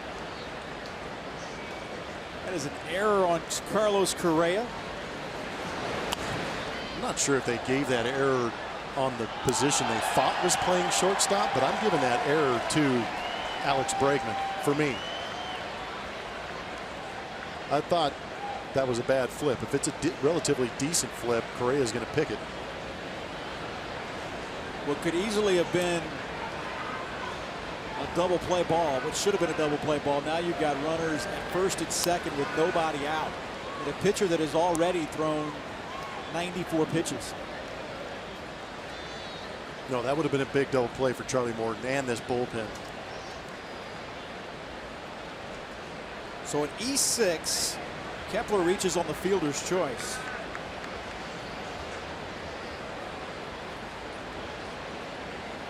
Robbie Grossman walked and scored. He's walked both times, both plate appearances tonight.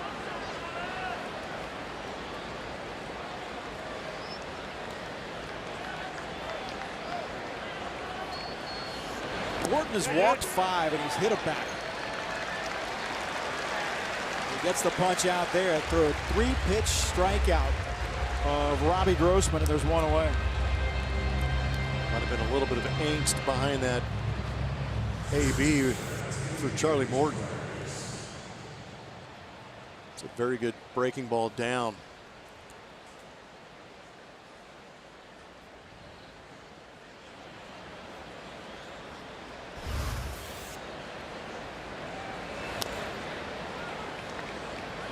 Kenys Vargas has been called out on strikes in both of his at-bats tonight.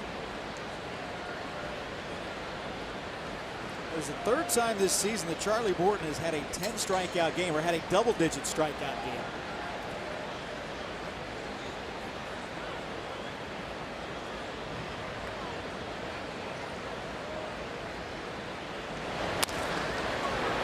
Bounce to Yuli, and he dropped the ball. Thought about going to second, and then as he was making the transfer to run to the bag at first, just let the ball fall to the ground.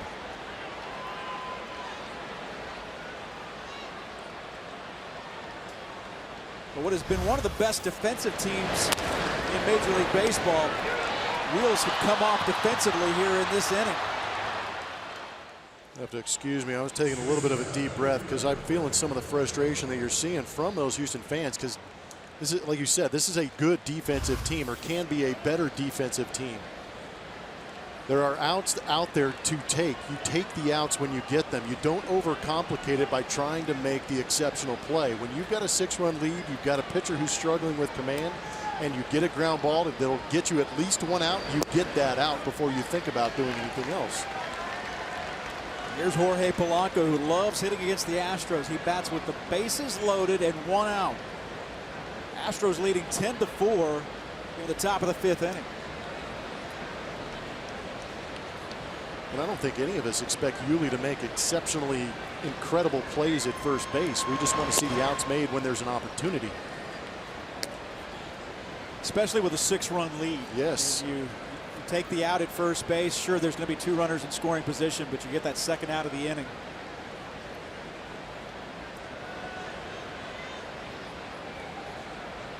Robbie Grossman should have been the last out of this inning. There's only 1 out in this inning, and it's Robbie Grossman. There's a swing and a miss. It's 1-2. Morton's got 10 strikeouts as Michael Feliz looks like he is ready to go.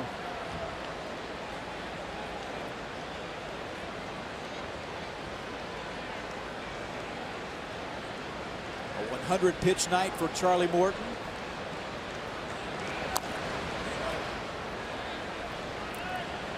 You know it's going to be tough if AJ has to come out and take Charlie Morton out of this game, because he had an opportunity to qualify for the W. Obviously, if you follow this team, you know all too well this is just his second start since coming off the disabled list.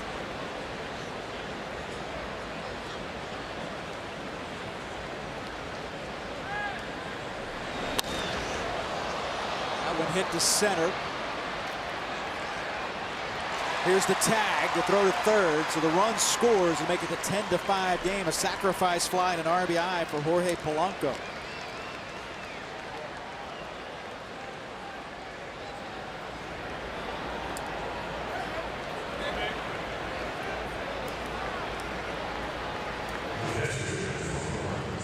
Finally, somebody other than Brian Dozier drives in a run tonight for the Minnesota Twins.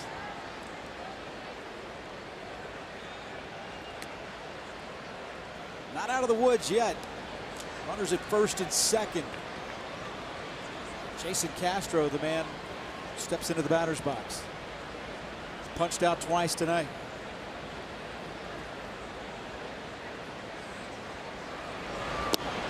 Strike 1. Morton had a 12 strikeout game on April 28th against Oakland. He struck out 10 Yankees on May 14th at the stadium.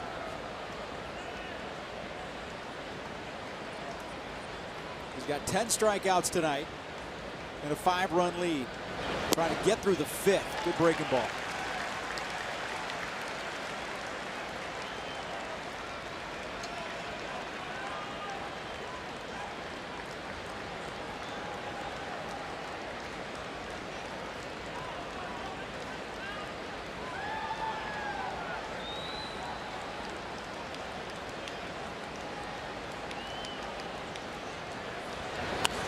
Foul back.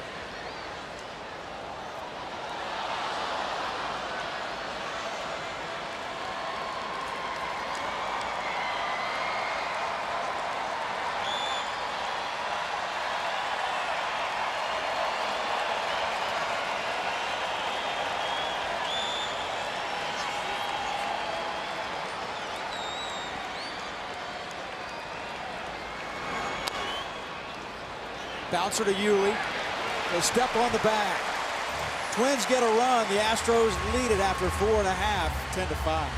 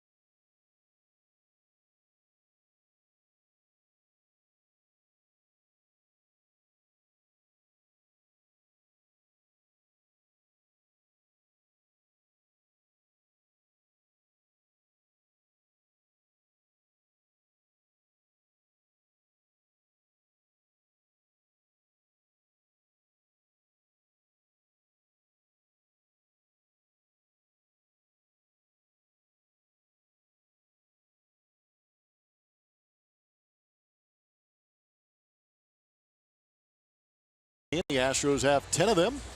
The Astros take on the Twins at Minute Maid Park tomorrow, and 10,000 fans will get a Carlos Correa Handshake Series bobblehead presented by Houston Methodist. For more info, visit Astros.com or call 1-877-9-ASTROS. And remember, this bobblehead completes the handshake set between him and Altuve. Must have, especially if you got that Altuve one sitting at home looking for a friend. One more reason to come out and see the best team in the American League. The Astros going for their 61st victory of the season. So Buddy Boshears comes in to pitch for the Minnesota Twins, making his 16th appearance. No record with a .386 ERA. Giving up 22 hits in 21 innings this year. There's his fastball around 90 to 92 miles an hour. Has a changeup and a curveball.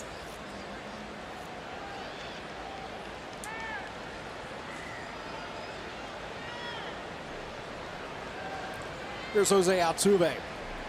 1 for 2. Walked in the second, single in the third. Bats here in the fifth. The Astros leading.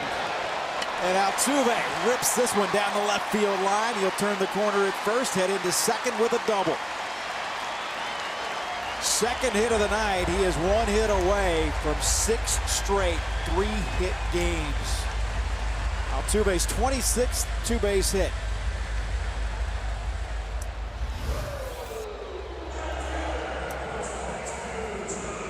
Mistakes lead to damage, especially against the Houston Astros. Altuve pulling the hands in nicely against the left-hander for a double. And here they come again.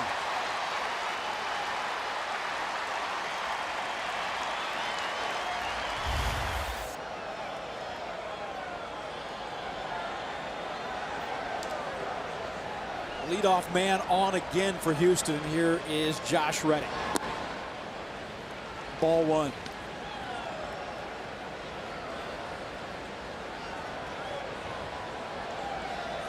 Busy night on the scorecard. Popped out to shortstop. Second inning, a sacrifice fly and an RBI, and a single and an RBI in the third. Out in front of that one.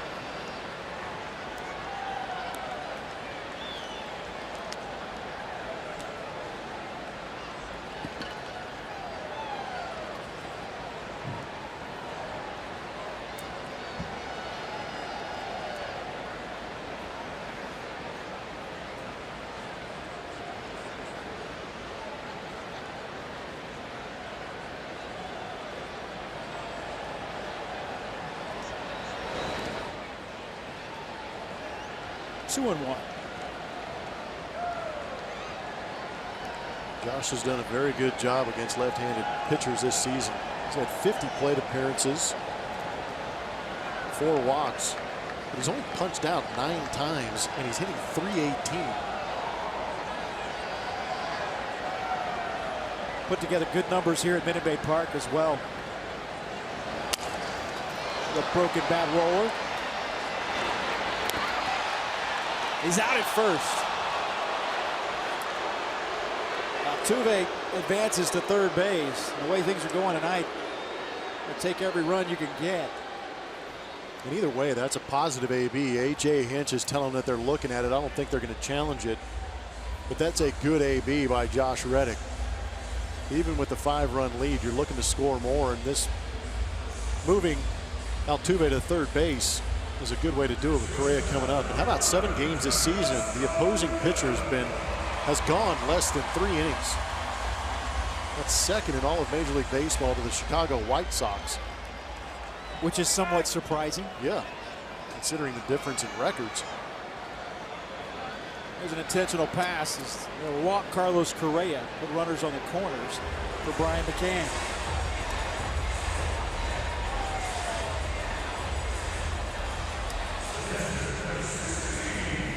I still haven't gotten used to that, just seeing him point to first base. Yeah, it's going to take a while just to assume and watch for that point to first base.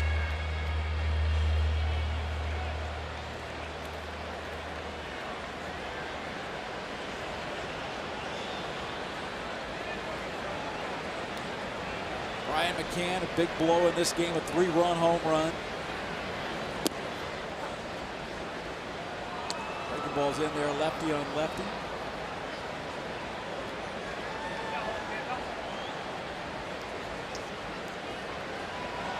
Here's a 4th round draft pick in 2008 of the Angels.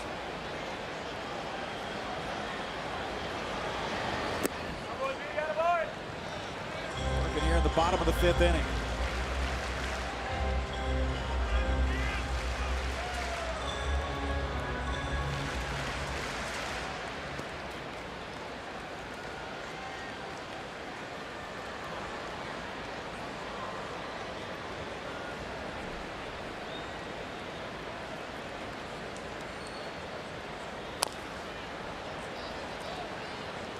Last worked on Sunday before the All-Star break. Was in a 5-1 loss to the Baltimore Orioles. Gave up a run in the inning in that ball game.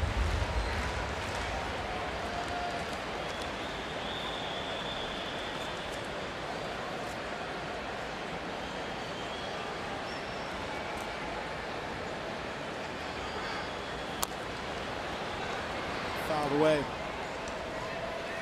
It's not been a good go here as of late for the left-hander.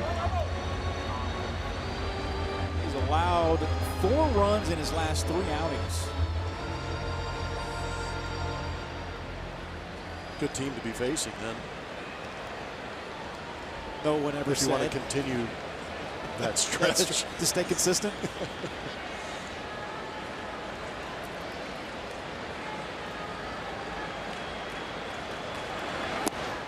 Strike 3 call. Big out on Brian McCann. There's 2 away.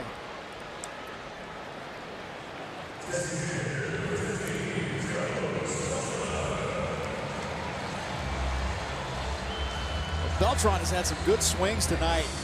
He had the double that kind of hit off the end of the bat down that left field line, but solid single up the middle in his last AB.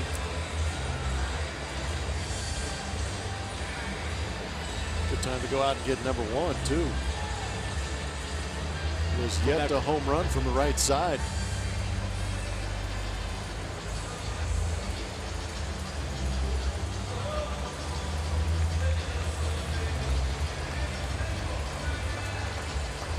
I would love to hear that conversation. As someone who's never come close to playing at this level, just to hear what is said. It depends on the situation and the personnel. Because you get the right guy on the mound, those conversations can get very interesting very quick.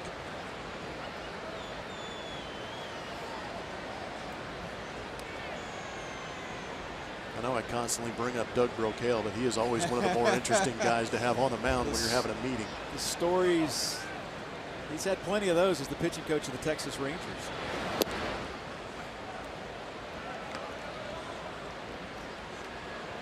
Doug, one of the great guys in this game, but also one of the guys that a lot of great stories about Doug Brocail. Yeah, I was lucky enough to have him on a couple of my ball clubs with the Padres and here with the Astros.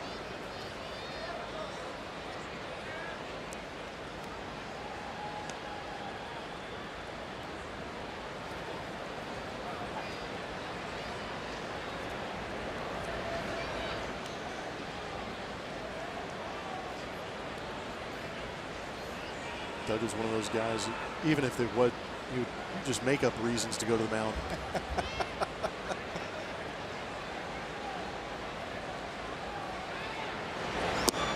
It's outside. You see on the old baseball films, Tim McCarver talking about Cardinal manager would tell him to go out there and stall a little bit. Bob Gibson would be out on the mound. He's thinking, what am I going to say to Bob Gibson? Bob Gibson will tell him the only thing you know about pitching is it's hard to hit. send him back behind the plate. On the left side, good scoop and throw, and that'll retire the side. We're through 5 in Houston. Astros lead 10-5.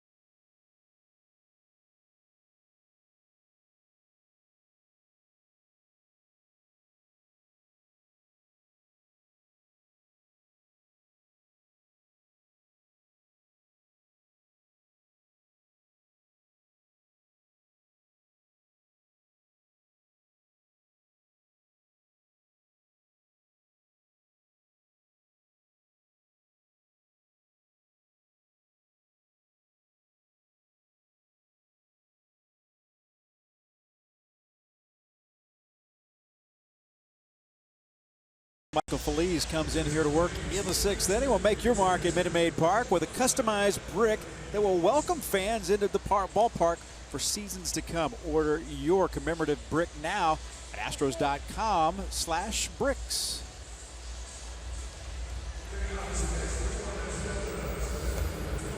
Well, Charlie Morton goes 5 innings. It was a busy night for Charlie Morton. A lot of strikeouts, a lot of walks. Now he makes way for Michael Phillies. This is a guy that the Astros would really like to get going back in the right direction. 4-2 as he makes the appearance tonight for the 37th time. ERA of 3.86.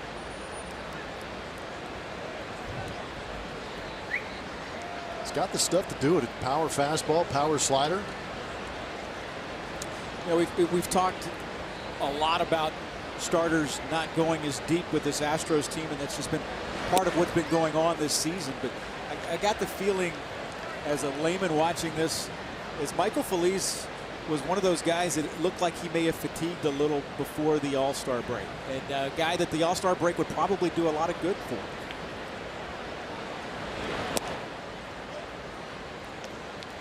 He works here in the 6th inning. Byron Buxton, who walked and scored in the 4th. Scored from first on Brian Dozier's 3-run double. Swing and a miss.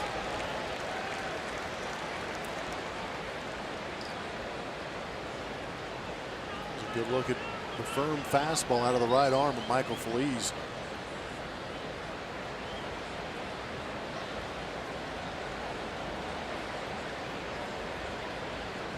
One and two. That's high. Well, Buxton was the number 2 player taken in that 2012 draft. Correa, of course, number 1 overall. Mike Zunino went 3rd. Kevin Gossman, Baltimore Orioles starter, he went 4th. Other guys, though, in that draft: Addison Russell, Corey Seager. This was in the 1st round. Michael Wacha, Marcus Stroman was in there. Tonight's starting pitcher for the Minnesota Twins as well. He was the 32nd player taken in the draft. Jose Barrios. Too many mistakes in those. Hit well to left. Had a one hop the wall. Buxton will head into second base with a sliding double. He almost runs too fast. He's got to create a turn early. Floats out of that box. Got a hold of that pitch from Michael Phillies to lead off this 6th inning. Can't play it any better than Marwin did right there. But you can see that graceful stride. He almost turns that corner too sharply. Makes it in easily. Well, leadoff double for Buxton, and that brings up the man of the match for the Minnesota Twins. That would be Brian Dozier. 2 for 3. Led off the game with the home run. A 3-run double in the 4th. It's 2 for 3. A mile in the air on the infield. Correa. 1 out. At this point in this game, that's a big out.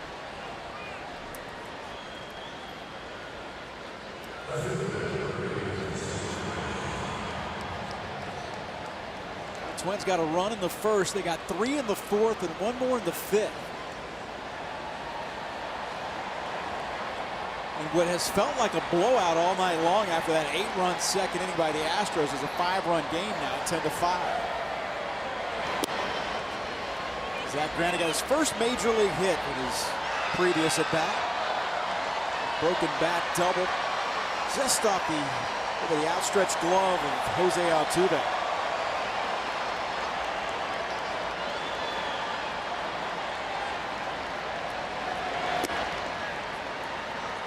Ball and a strike.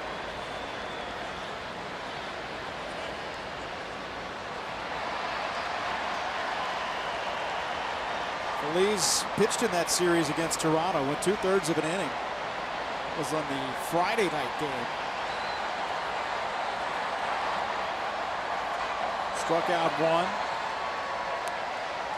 Among American League relievers, he's 5th in strikeouts. Buxton got to him for a leadoff double here in the inning.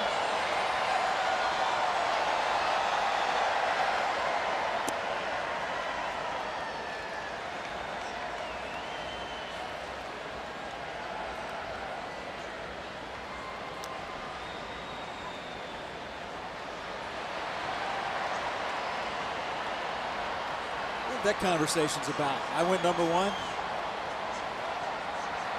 doubt it.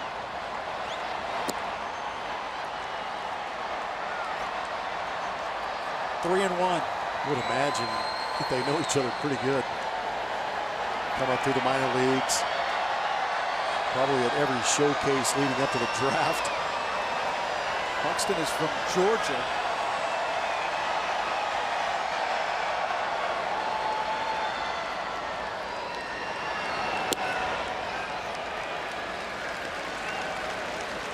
Three balls and one strike.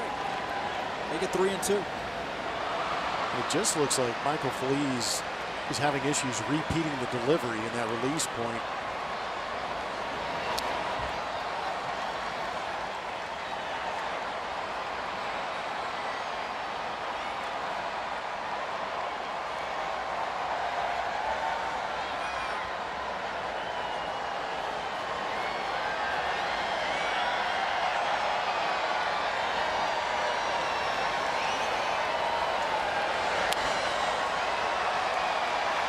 Correa again. Got about 400 feet high worth of pop-ups in this inning. He's been camped under him for a while. Get off the video game, kid. You're missing a great game from a great seat. Mom and Dad paid a lot of money for those. Area out there in center field. There's so many, we do the pre and post game shows from out there. It's so many really neat areas that they've utilized the space by taking out Towles Hill. They really have done a magnificent job here at Minute Maid Park. Making it much more fan friendly, getting a chance to go to different ballparks around the country. It reminds me a lot in the outfield out there. It reminds me a lot of Citi Field. Yeah. In New York, which is one of the more underrated ballparks. You think New York, you think Yankee Stadium. Well, you lined up next to Shea Stadium, and anything looks good. The Vet, Philadelphia. Oh, come on. They've really done a nice job out there. A lot of things, a lot of fan-friendly areas out there. The restaurants, chance to. Yes, that Ivy is a video Ivy. And they'll only do that right when the pitcher's on the mound. Is that right? Yeah, well, it turns into in between innings, they'll become mix it up. Display. Yeah. Absolutely.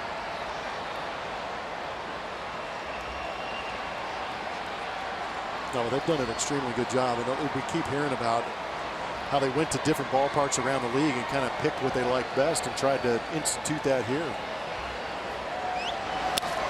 Sano to left. Ball again, a mile in the air, and it is foul. Not by much. Ball was in the air a long time. Luckily long enough to go foul. Good look at it down that left field line. Oh, that got that guy right. Put his hands up, but didn't make the play. Oh, where it. Told you.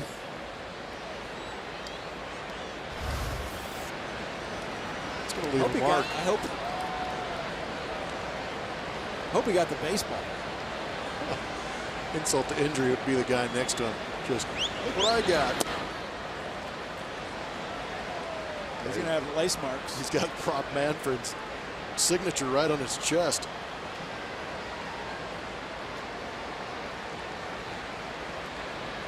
The Commissioner of Baseball has his autograph on every baseball. I understand. I was with you. Just making sure that more people. 18th pitch of the inning for Feliz. Called strike two.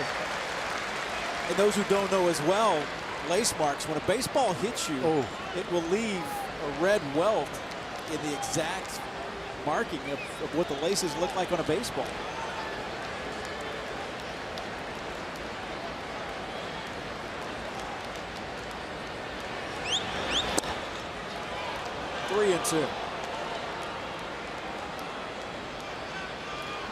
Speaking of Rob Manfred, this is his dream game, isn't it? It's flying. 99 on the outside black. Might have locked up Lance, the home plate umpire. 3-2. Outside, walks to no, and there's 2 on with 2 outs.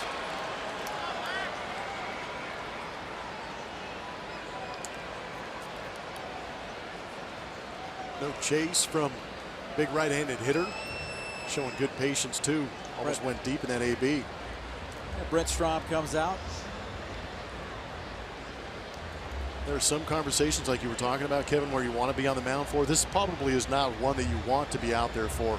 And we've noted, take note, too, you see Carlos Correa out there quite a bit, and sometimes with some of these young Latin pitchers, you will see Carlos out there just because he will help A.J. Hinch or Brent Strom maybe translate and reinforce the fact of what he's trying to get across to Michael Feliz. Fair to say that Feliz knows what he said. Yes. But Correa's there to tell him what he means. Yes. If that makes any sense. The message has been delivered, and the All-Star Chris Davinsky is up in the Astros pen.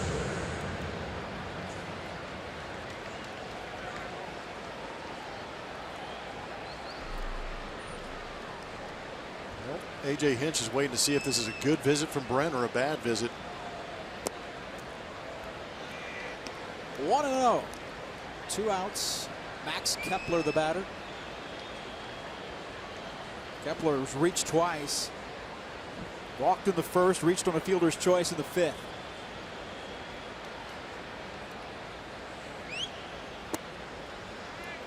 Two and 0.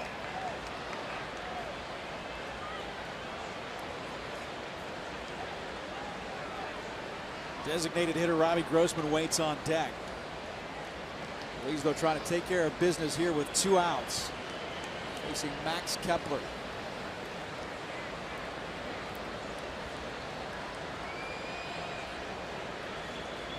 Now Kepler signed by the Twins at the age of 16. He was talked about the story earlier. He grew up in Berlin, Germany. At that time, he signed for $800,000. The largest signing bonus given by a major league franchise to a European-born player.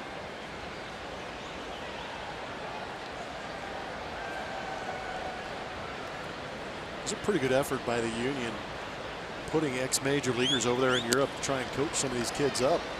Art Howe was one of those guys that would go over there. They're trying to make baseball a worldwide sport and get some of the best talent in the world to come out here and play in Major League Baseball. So Max Kepler is an example of that. You know, another guy, native Houstonian, Johnny McLaren. A lot of old-time baseball people will know that name. He's bench coach a long time with Seattle Mariners and Tampa. He was with actually Tampa. Yeah, he was with Lupe, followed Lou Pinello around a little bit. We spent a lot of time coaching in clinics over there. Art Howe went over there and taught, coached in Pisa in Italy. He would go during Not the a summer. bad gig if you can get it. Not at all. Ball 4. Second walk of the inning. You will see what that man wants to do.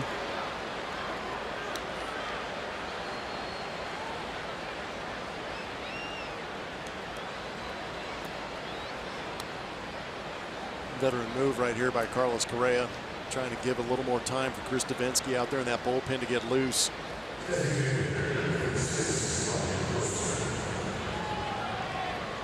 And here comes A.J. Hinch.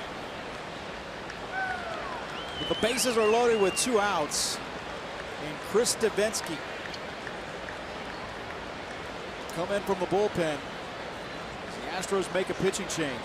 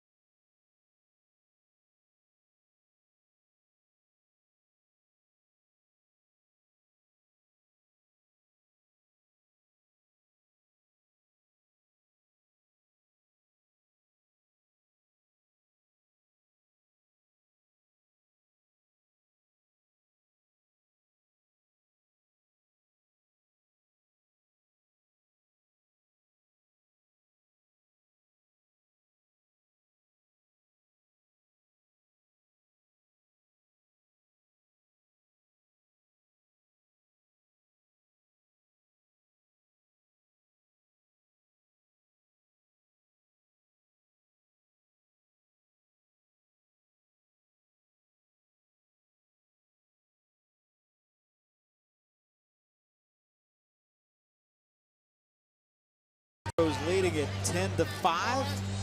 It is Devo time here at Minute Maid Park as Chris Davinsky comes in, the All-Star, making his 36th appearance of the season, 6-3, and 2.73 ERA.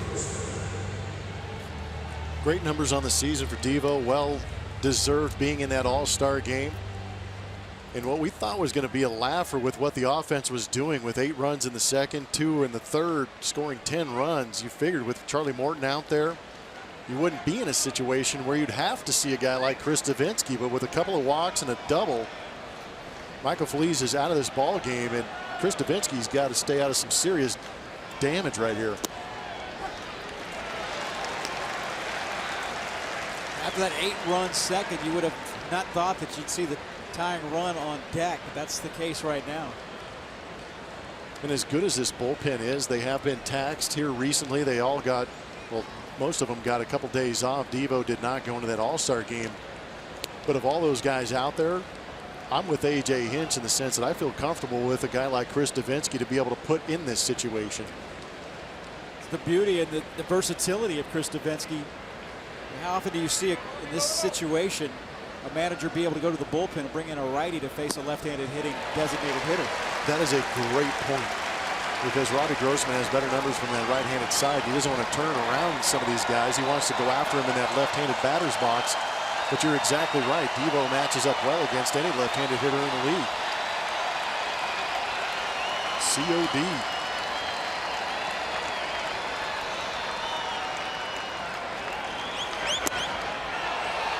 Just missed. 2-2. I don't think that missed. I think that absolutely locked up everybody in the stadium who was looking for the COD.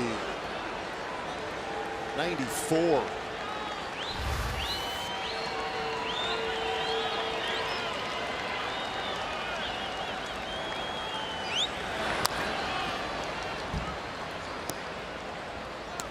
Count holds at 2 balls and 2 strikes.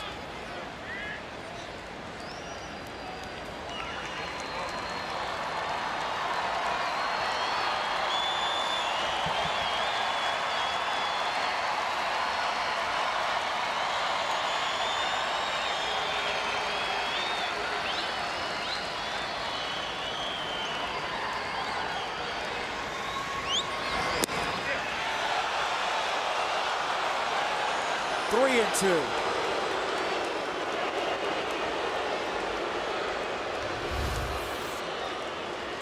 Great pitch. Even better job by Robbie Grossman laying off it, because the movement and speed would entice that hitter to swing. But for me, Robbie Grossman is a take then swing mentality as opposed to a swing and then take mentality. Hit to right. Read again. Twins leave the bases loaded. The Astros lead 10-5.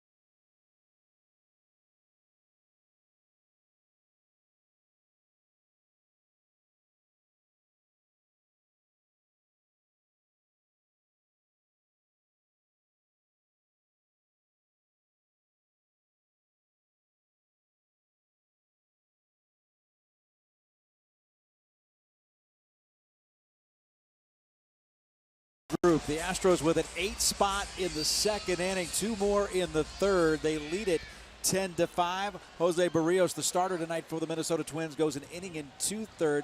As the Astros now in 4 games versus the Minnesota Twins have put 50 runs on the board. George Springer 1 for 2. Jose Altuve is 1 hit away from making some history with his 6th consecutive 3-hit game. Kevin Eschenfelder, Jeff Blum, Bart Ennis back with you here at Minute Maid Park as Yuli Gurriel leads off here in the bottom of the 6th inning. Yuli hit by a pitch in the 4th. The Astros had the bases loaded and nobody out in that 4th inning and did not score.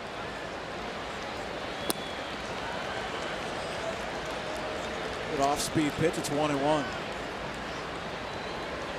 This Astros offense, the 15th time this season, they have scored in double digits in the runs category.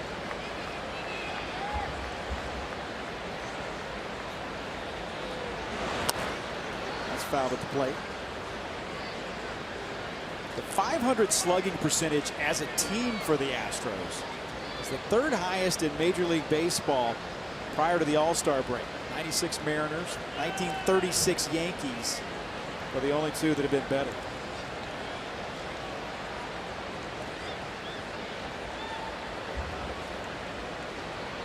They throw the 2000 Giants in there as well.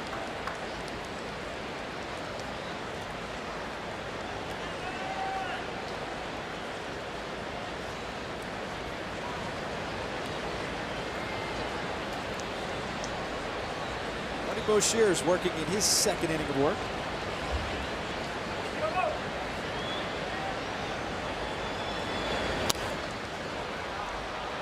Out along the right side. Vargas gave it a look, won't be able to catch up to it. Minnesota Twins are expecting to get Joe Mauer back from the disabled list tomorrow. Molitor talking about that before the game, said he is expected to be activated.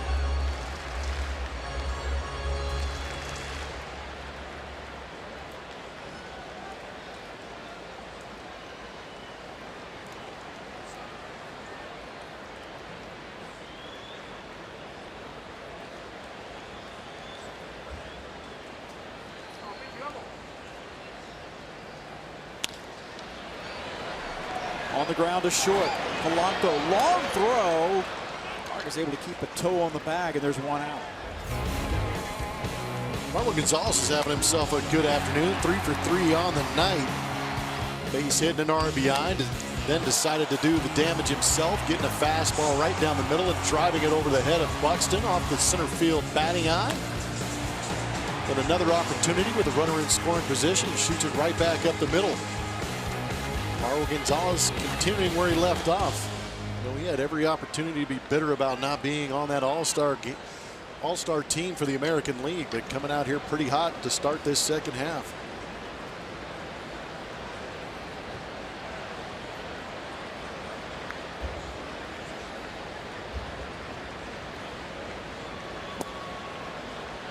Ball 1 to Marwin. Driven in 2. Astros with a 10 spot on the board. 10 runs on 12 hits for Houston.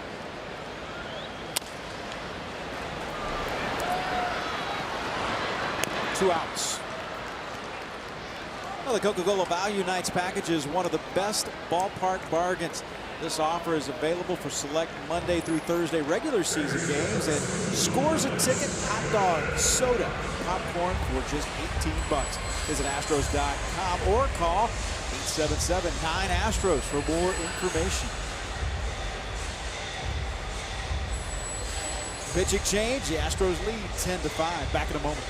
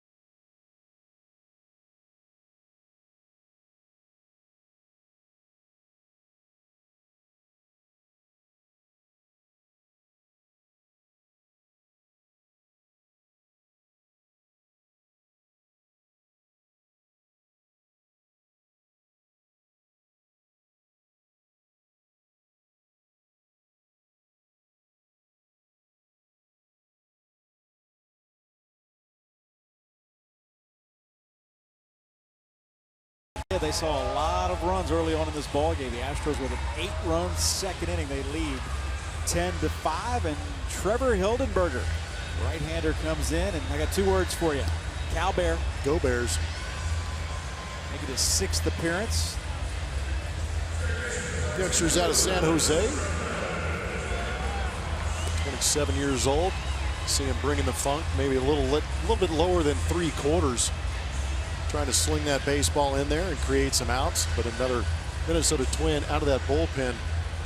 Comes with the fastball around 88 miles an hour. Also has a changeup and a slider. 5th pitcher of the night tonight for Paul Molitor, 22nd round draft pick in 2014 out of Cal. Made his major league debut back on June 23rd. He faces Alex Bregman with 2 outs in the 6th inning. Good breaking ball, strike 1. I would imagine it was guys like this that made you that much happier that you were a switch hitter. Absolutely. Dropping down. Bregman hangs in, rolls this one to Sano. Go across, that would tie the side. Played 6. It's 10-5, Houston.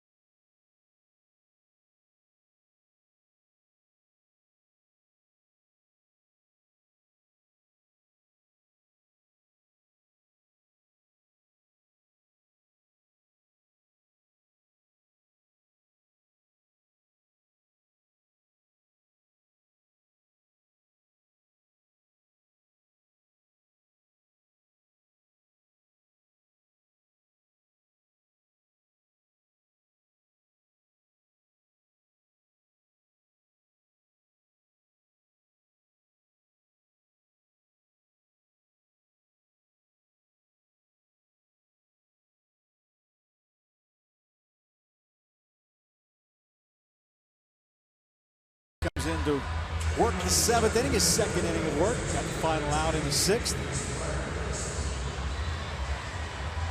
You saw that 8-run 2nd inning. You didn't think this would be a night when you would see the all-star right-hander. It's definitely not something you anticipate, but he had to come in and get Michael Feliz out of some damage that it was self-inflicted with a hit and a couple of walks that he gave up. Well, Charlie Morton started this game, went 5 innings, gave up 4 earned runs on 3 hits. He walked 5, which was a big problem for him. He also struck out 10. And Feliz came in. He went 2/3 of an inning, got those 2 outs in the 6th. Gave up a hit and 2 walks, so he had the bases loaded. Davinsky came in and got the final out in the 6th inning. He's working here in the top of the 7th. Kenny Vargas struck out his first 2 at-bats, then hit a bouncer to first base, and Yuli dropped it on the way to the Astros' 2nd error of the inning. That was back in the 5th inning. It's not a good inning.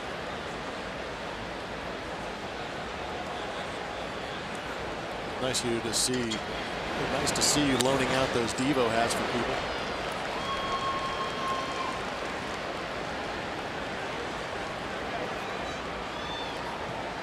You're wrong. Talking about Devo and his fastball and his changeup, the circle of death. Changeup release on that left-hand side, fastball on the right. Gives you a good look at the release point and the deception. Now, if you put these on top of each other, it gets even better. He is releasing both pitches out of the same exact release point. That makes it that much tougher for hitters to try and figure out what Devo is coming after him with. So as a hitter, you're thinking 94-mile-an-hour fastball, but he's throwing a changeup, so you're way out in front. Is that That's exactly right. And if you do make contact, you're not doing it with very much of the barrel of the bat, right? Because that's what pitchers are trying to do. They're trying to deceive you. They're trying to get your timing off, and that's what the pitch does. And when you throw both pitches out of the same release point as a hitter, you can't pick up if it's just slightly lower, and you can't pick up the hand motion coming out. It makes it extremely tough. And then you add on top of it that Chris Davinsky has a phenomenal changeup to go with it as far as depth and change of speed.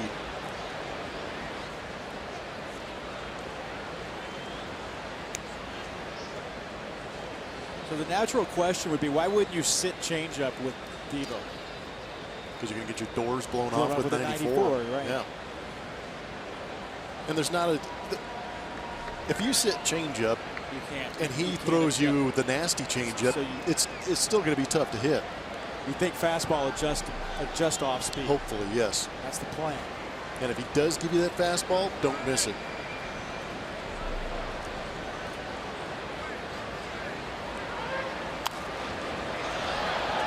Foul back.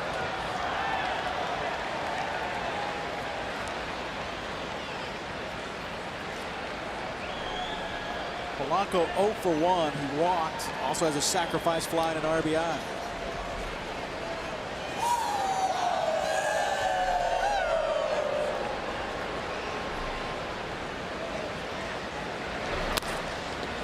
There's a comebacker and a double play.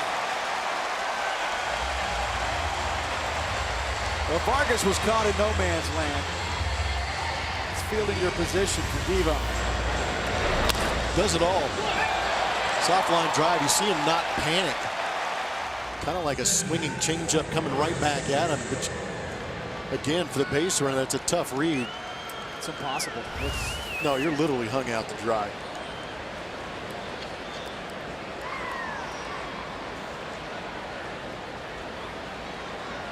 Well, Jason Castro steps in with 2 outs, nobody on.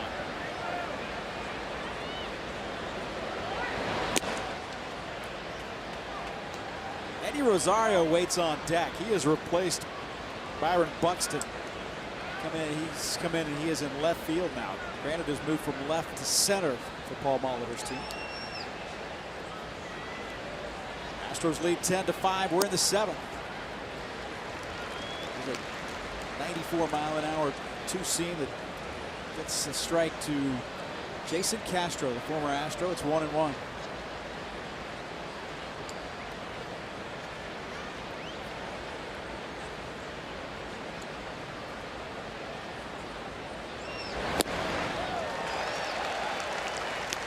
Just gas right there at 93. There's some guys that 93 looks like 88. Some guys that 93 looks like 98. I think he's the former. Keeping him off balance. It's nice to be able to reach back and touch the mid-90s when you need it. He'd be the latter. That was uncomfortable. Stayed alive. The 911 hack there. The operator answered, "You're still alive."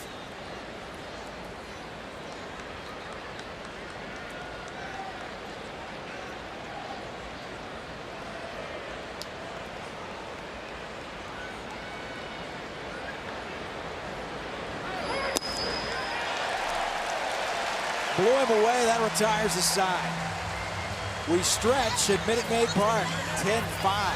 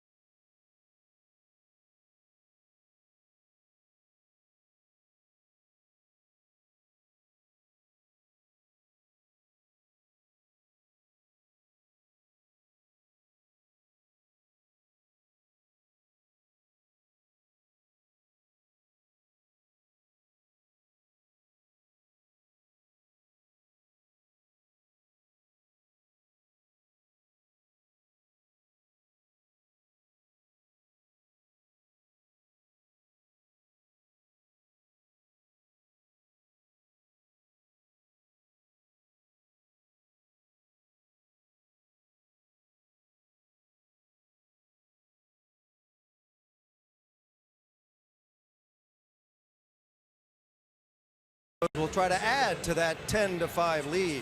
Time now to reveal the winner of our Chevy Stroh poll for tonight's game.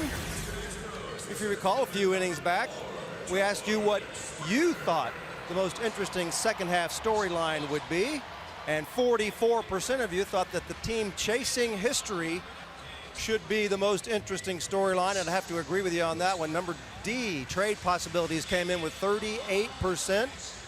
But everybody wants to see just exactly what this team can do down the stretch, guys. Can they keep adding to these ridiculous run totals? They're running away with the division. What else are they capable of? Can't wait to find out. I think we all can't wait. Each game has been pretty exciting. When you start making comparisons to teams in the 1920s, it's saying something. Especially when it was 1927.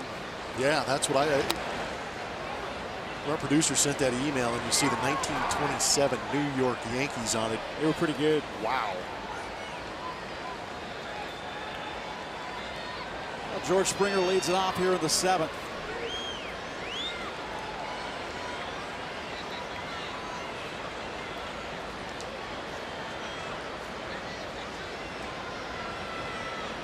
Chris Jimenez is coming to play first base for the Minnesota Twins.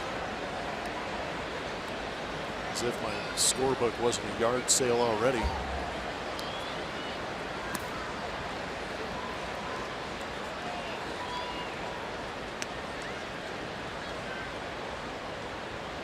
Luke Gregerson beginning to throw for Houston. George walked in the first. RBI single and scored in the second. There's one up the middle. Shipped is there. Ryan Dozier will throw him out. One away. League leaders are presented by Houston Methodist. Talked about the Astros in the open and how well they are slugging the baseball. They lead Major League Baseball, and they are they're slugging at 500. We talked about the number of doubles they're racking up, the home runs at which they lead Major League Baseball with. But 9 points better than the 2003 Red Sox, and there they are, the 1927 Yankees. The Bronx Bombers at a 489 slugging clip, yet the Astros halfway through the season are at 500. Altuve to center. And Granite is there to make the catch. So Kevin Eschenfelder, Jeff Blum with you. Todd Callis tweaking that extended All-Star break. Glad to have you with us. And this is one we've seen. Seems like the same old story. They scored 19 runs last time out. They come out, they've got 10 after 2 innings in tonight's game. It's been a lot of fun to watch. It's been a lot of fun to watch, and it's fun to actually be a part of history with these guys. It's amazing that they're able to keep this up. But you know, the first month you say, okay, they had a good month. The second month you're going, wow, these guys are pretty good. The third month, now you're turning everybody into a believer. If you're wondering at home, no, I don't trust you standing back there. I was going to say, you look like you're ready to turn on a pivot in a hurry. We know each other well enough for that. It's not. Yep, careful. Stand. Yep. keep watching the monitor. Keep watching the monitor. Josh Reddick, 1 for 3, single and a sacrifice fly. Hoping that Altuve was going to get another at bat. Altuve trying for that 6th straight game in which he put together 3 hits. Fly to center field there. George Brett did it in 1976. Altuve was 15 of 24 coming into this game. Well, just going to say, 3 hits, possibly 3 hits for 6 straight games. American League Player of the Week. 18 hits in 6 games, possibly. Astros have had, what, two Players of the Week, or 2 Pitchers of the Month. They've had Player of the Month. And I think this is the 3rd Player of the Week. Josh Reddick singles to right. 2-out base hit will bring up Carlos Correa. I've seen the Astros put up some 2-out innings when they've come around a little bit. Altuve may hit in this inning.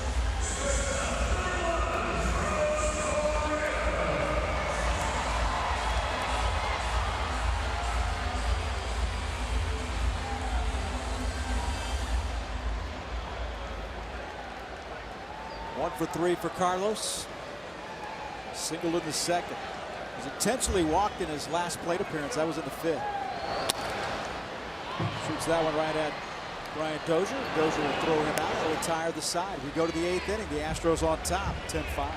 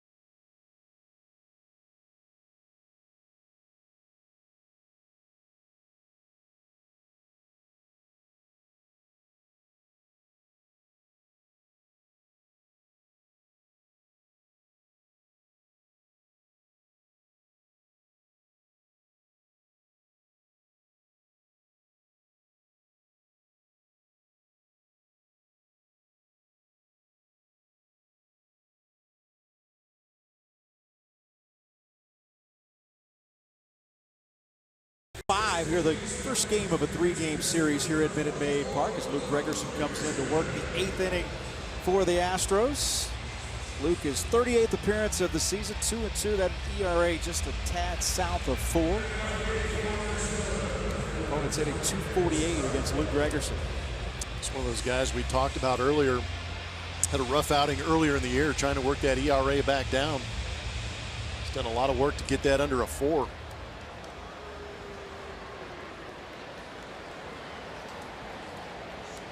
So Rosario will lead it off. He comes in and hits in the 9-hole. Leads off here in the 8th inning.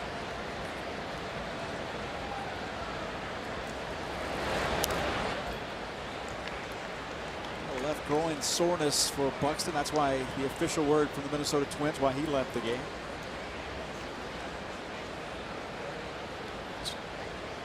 I never had any groin issues because I wasn't fast.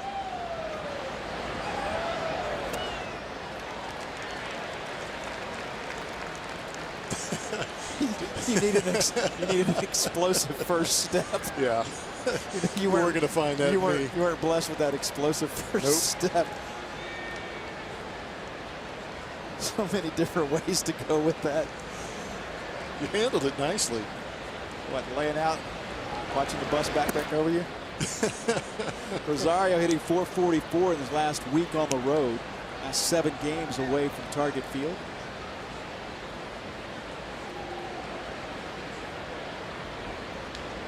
Matt Belisle throwing in the Minnesota Twins bullpen. More likely he'll come in and work the bottom of the 8th inning. Rosario ball gets away from McCann, but not far. He'll complete the strikeout. Tonight's Quicken Loans Rocket Arms. I'm going to talk about Carlos Quintana. He was on the Houston Astros radar as far as a trade that was talked about all offseason. Eventually the Chicago Cubs picked him up, allowing Quintana probably to stay in the same house and just change uniforms and change sides of the city. A couple of top prospects given up by the Cubs to pick him up too. Number 5 overall prospect. And since the start of June, Quintana, who got off to a bad start, has been really good. You know, other news, and not good news for the New York Yankees. Michael Pineda is out for the season. He'll undergo Tommy John surgery. That was the report I heard earlier today. That can affect the Astros in different ways when you start talking about what moves you might make between now and the trade deadline. Yeah, definitely. If that is a possibility, and I think I read somewhere that Pineda is going to go get a second opinion on that partial tear of that UCL. So if he if he's out of the mix or they try and protect him down the stretch, definitely brings another team into that potential trade opportunity for a starting pitcher.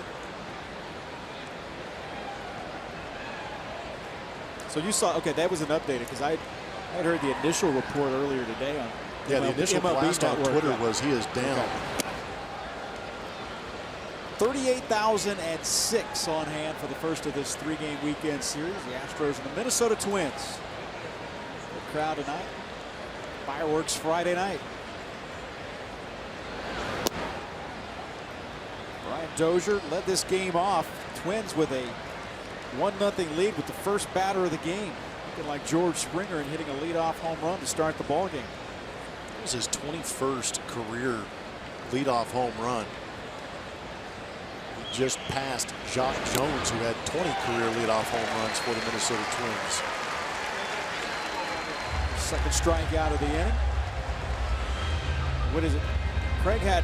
Biggio had 53, I believe, and I think Ricky Henderson was at 81 if memory serves. It was right there. There was a lot of leadoff home runs. Some leadoff damage. This is game number 90 for the Houston Astros.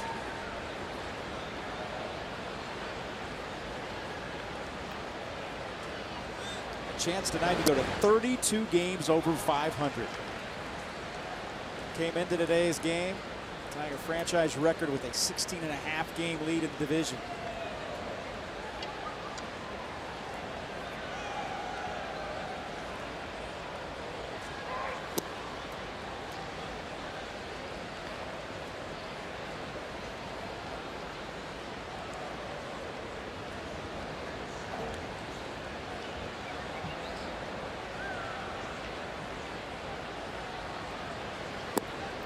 Gregerson has been a lot like some of the hitters. He's been a lot better on the road than he has been here at Minute Maid Park. A lot of the damage done here at Minute Maid has come in just a few outings. And that's how he can get for a relief pitcher. It was early on against Kansas City. It's actually the second series of the season. It's just a tough way to start out, especially after, as well as he pitched in the World Baseball Classic, basically turned into Captain America.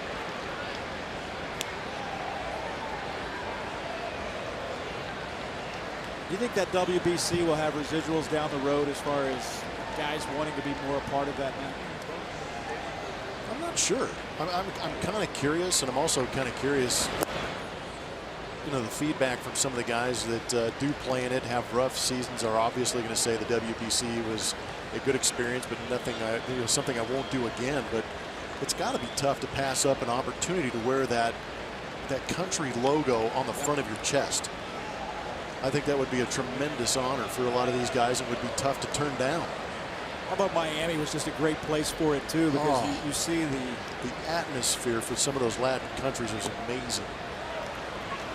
There's ball 4. Man aboard, Zach Granite reaches base for the second time tonight. That's where I also think you see a lot of times a Latin player. They talk about pressure of the big leagues. And these guys have dealt with pressure growing up and pitching, whether it even in winter ball or pitching over in some of the Latin American countries, because there's a lot of pressure. You know, pressure is, it's relative. It's the importance of the game is relative to where you are. So they know, they come here seasoned in that regard.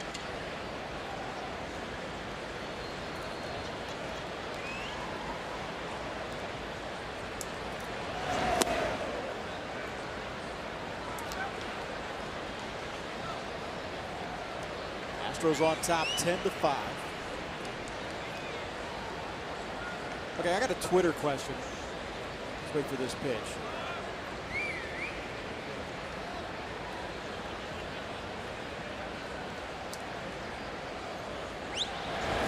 Swing and a miss. Someone wanted to know, why is it offensive? What's wrong with swinging 3-0 in a lopsided ball game? Swinging 3-0 in a blowout situation sends the message to the other team that you're trying to just absolutely embarrass them. Okay. And the last thing you want to do is try and embarrass that team on the other side. You want to do it in legitimate fashion, and swinging 3-0 is frowned upon. And that's the reason why, is because you've already got a big lead. Why are you trying to compound the fact that you've already destroyed us? Can't tweet you back, but hopefully you're still watching, so there's your answer. It's a good question.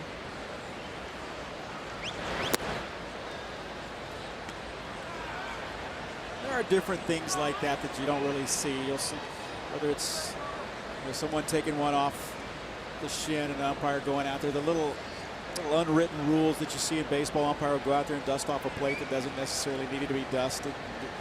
Craig Biggio was famous for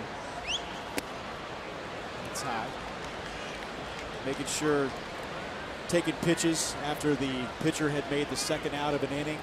When Craig was batting as a leadoff man, taking some pitches, making sure that his pitcher got a chance to sit down on the bench for a second and get a glass of water. If you're the second hitter in the inning and the leadoff guy swings at the first pitch and makes an out, automatic that the second hitter takes that first pitch, similar to what you're talking about.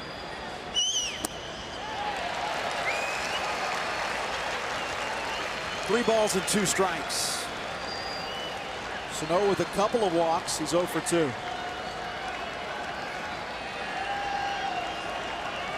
Gregerson working in the 8th.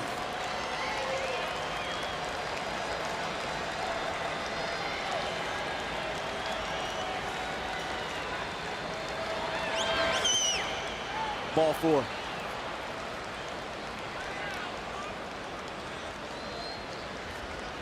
It's an elusive third out right now for Luke Gregerson. Yes, it is. 2 walks, 2 strikeouts. I'm a big fan of the walks being racked up by these Astro pitchers. Charlie Morton got it started off with those 5 walks. Michael Flees backed it up with 2. And now you've got 2 from Luke Gregerson.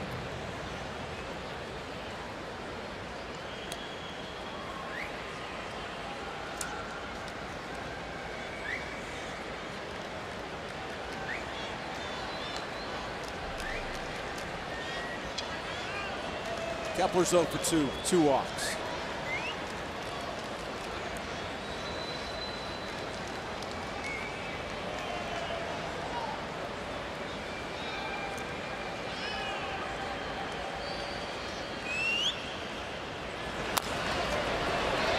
The bouncer, Yuli will take it himself. That'll retire this side. Go to the bottom of the 8th. The Astros on top, 10-5.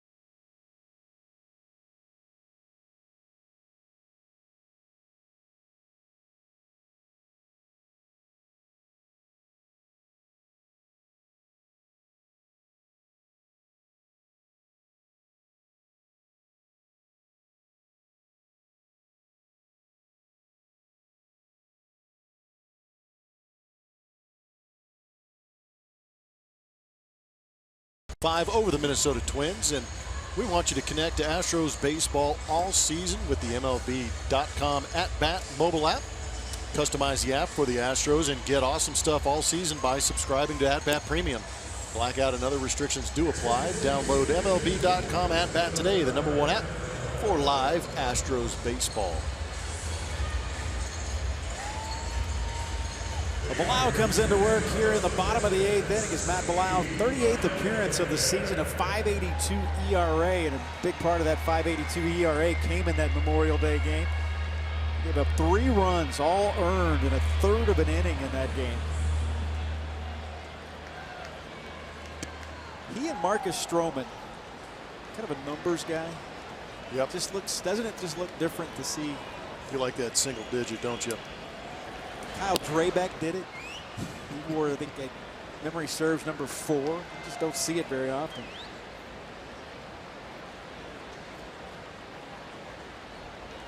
Ken Giles warming up for Houston. Ryan McCann leads it off here in the bottom of the 8th inning. It's 0-2. 3-run home run for Brian. Hit that in the 2nd inning. That was his 2nd at bat of the inning. Looks that one foul.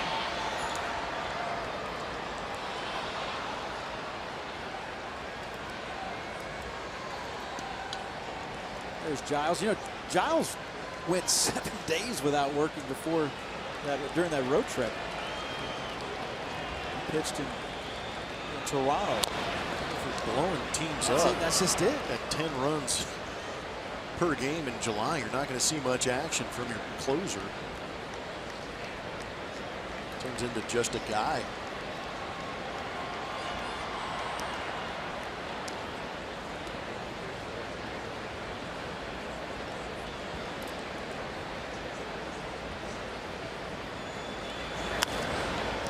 Foul back again.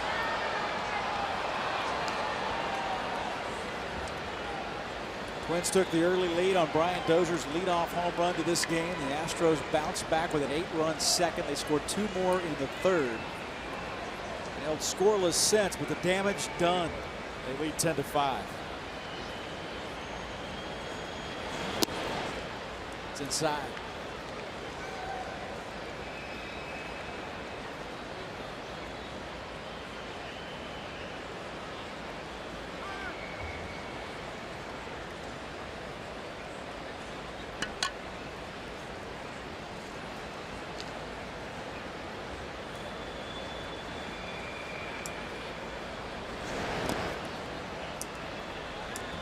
Two balls and 2 strikes. Matt Millar went to McCallum High School in Austin. 2nd round pick in 1998. The Atlanta Braves. 37-year-old. Tonight is career appearance number 636.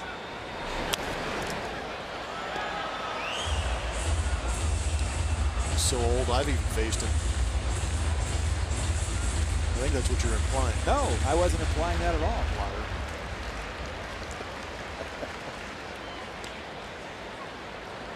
Let's see. While I look things up.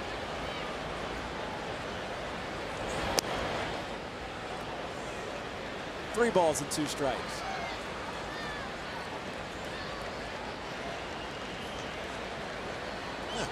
One for 4 off him. You did look it up. I did. I wasn't even going to go that far. I usually tell you to look it up. Good point. That's how you look it up. Fouled off. 3 balls and 2 strikes. McCann leading off in the bottom of the 8th inning. I thought Bartolo Colon is now in the minor league system for the Minnesota Twins. Isn't that crazy? You know, Bartolo, we saw him pitch here at Minute Maid Park in that 2-game series with the Atlanta Braves back in May. Gave up a 5 spot in the 1st inning. Then really shut the Astros down for the next 5 innings or so. Bartolo Colon, there's 2 players that have played in the Astrodome. Bartolo Colon, who's now in the minor leagues, DFA'd designated for assignment by the Atlanta Braves. Adrian Beltre, only 2 left.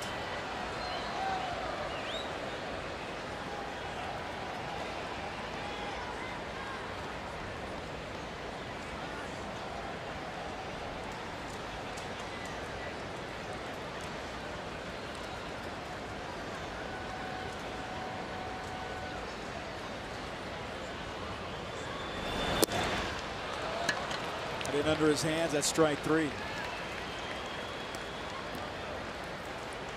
1 out, that brings up Carlos Beltran. A couple of hits, 2 for 3 tonight. Walked and scored in the 2nd, doubled in the 3rd. Make it doubled in the second as well. In his second plate appearance of the inning.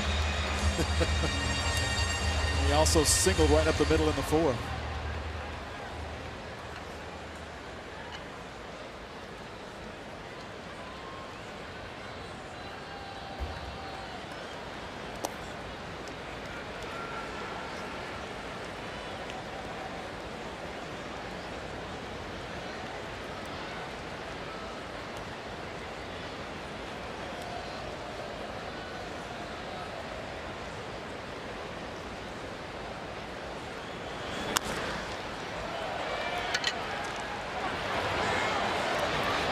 Dug out at first and nicely done. That is a 5-3 putout with the shift.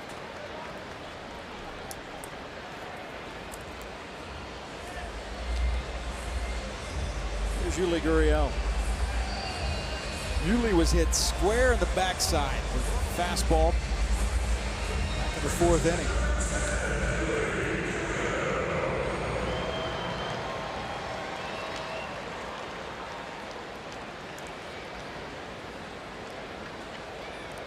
He hit a 294.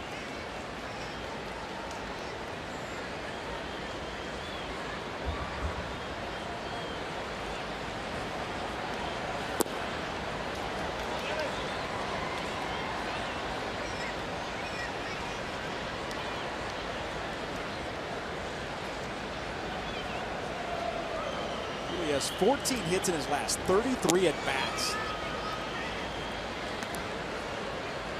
That's impressive. When you put it next to the numbers of his teammates, it's a blip on the screen. I was going to say, it gets overshadowed, which is incredible.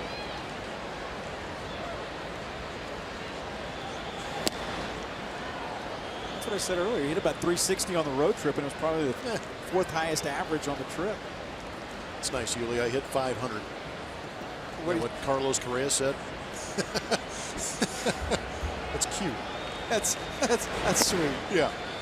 You know what Altuve said? He goes, "That's adorable." But I hit 516. Correa at 500. Springer at 486. Crazy. Yeah. Chin up, kid. Chin up.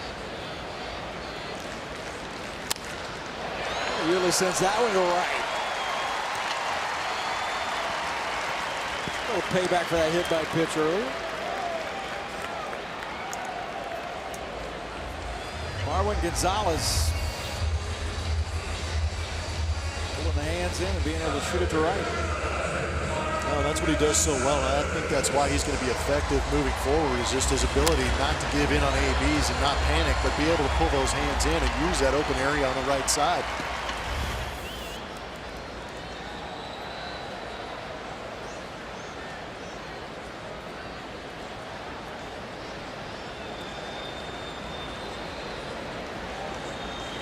Base runners have been left on base in this game. 11 by the Twins, 9 by the Astros. Man aboard with 2 outs for Marwin Gonzalez. Marwin takes strike 1. 3 for 4 tonight. Led it off in the second inning. He had an RBI single, drove in the first of 10 runs for the Astros tonight. Then followed that up in the third with a solo home run to lead off the third inning, and came back with a single in the fourth.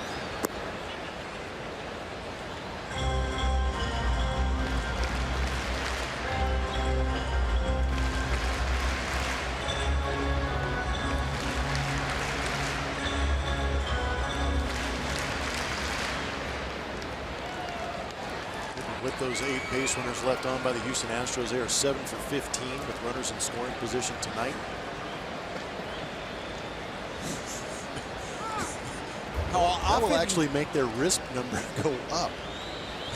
How often you see, though, is not only they have a high number with runners in scoring position as far as the average. Well played by Jimenez at first base, and that'll retire the side. We go to the 9th. The Astros lead it 10-5.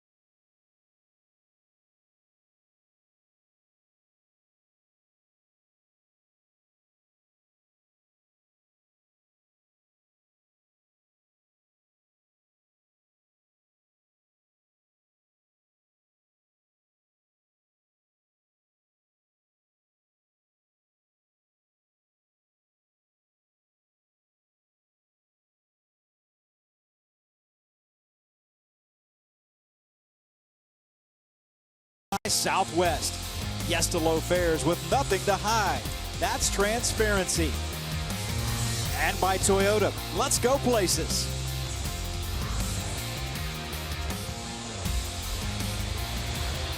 Ken Giles comes in here to work the 9th inning with the Astros leading this one 10-5. Say that the workload has been light for Giles there as of late would be an understatement. Granted, the All-Star break was in there, but he's working.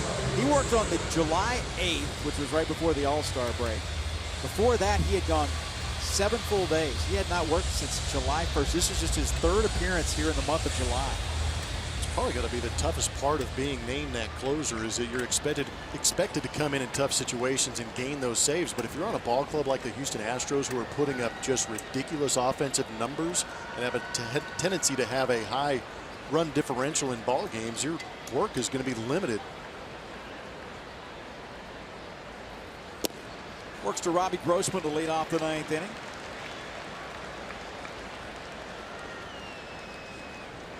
Grossman had a big at bat with the bases loaded in the 6th. Flied out to right field. He's 0 for 2 with a couple of walks and a run scored.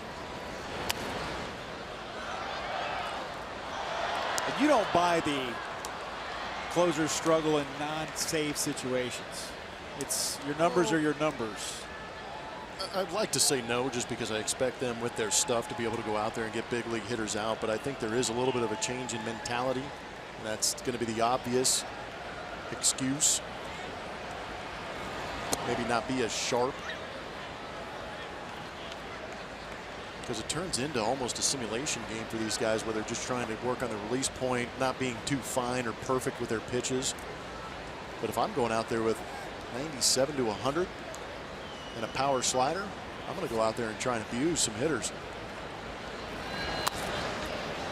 That one flared to left, but Marwin is there and he'll make the play. 1 out in the 9th.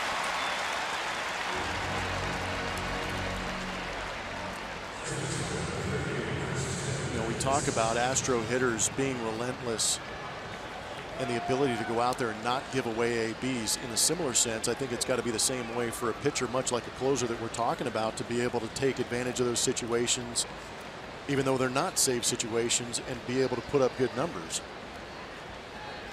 Can't give away appearances just because it's not something that's going to go on your stat sheet or get you a little extra cash at the bargaining table. Jimenez swinging a miss. Jimenez actually pitched in that series against the Astros at Target Field. Playing first base tonight, made a nice play. He did. At first base on Marwin. Retire the side in the 8th. Astros going for their 61st victory of the season. The Los Angeles Dodgers have already won tonight. They have picked up their 62nd win of the season. Astros by far the best team in the American League.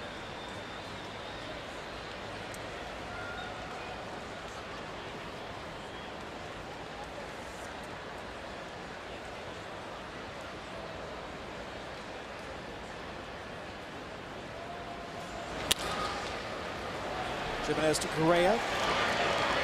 2 outs in the 9th.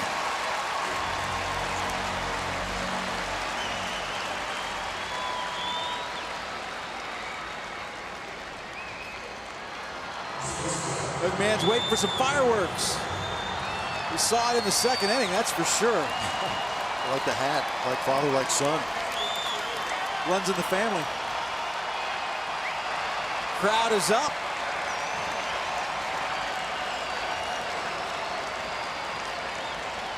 Jorge Polanco.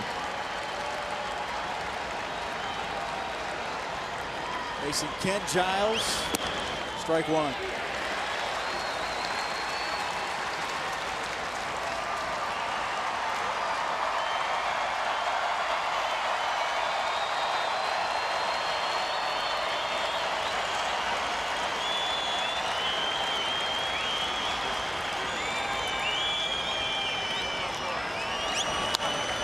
Hit on the ground to Yuli. This will do it. Flips, and that's the ball game.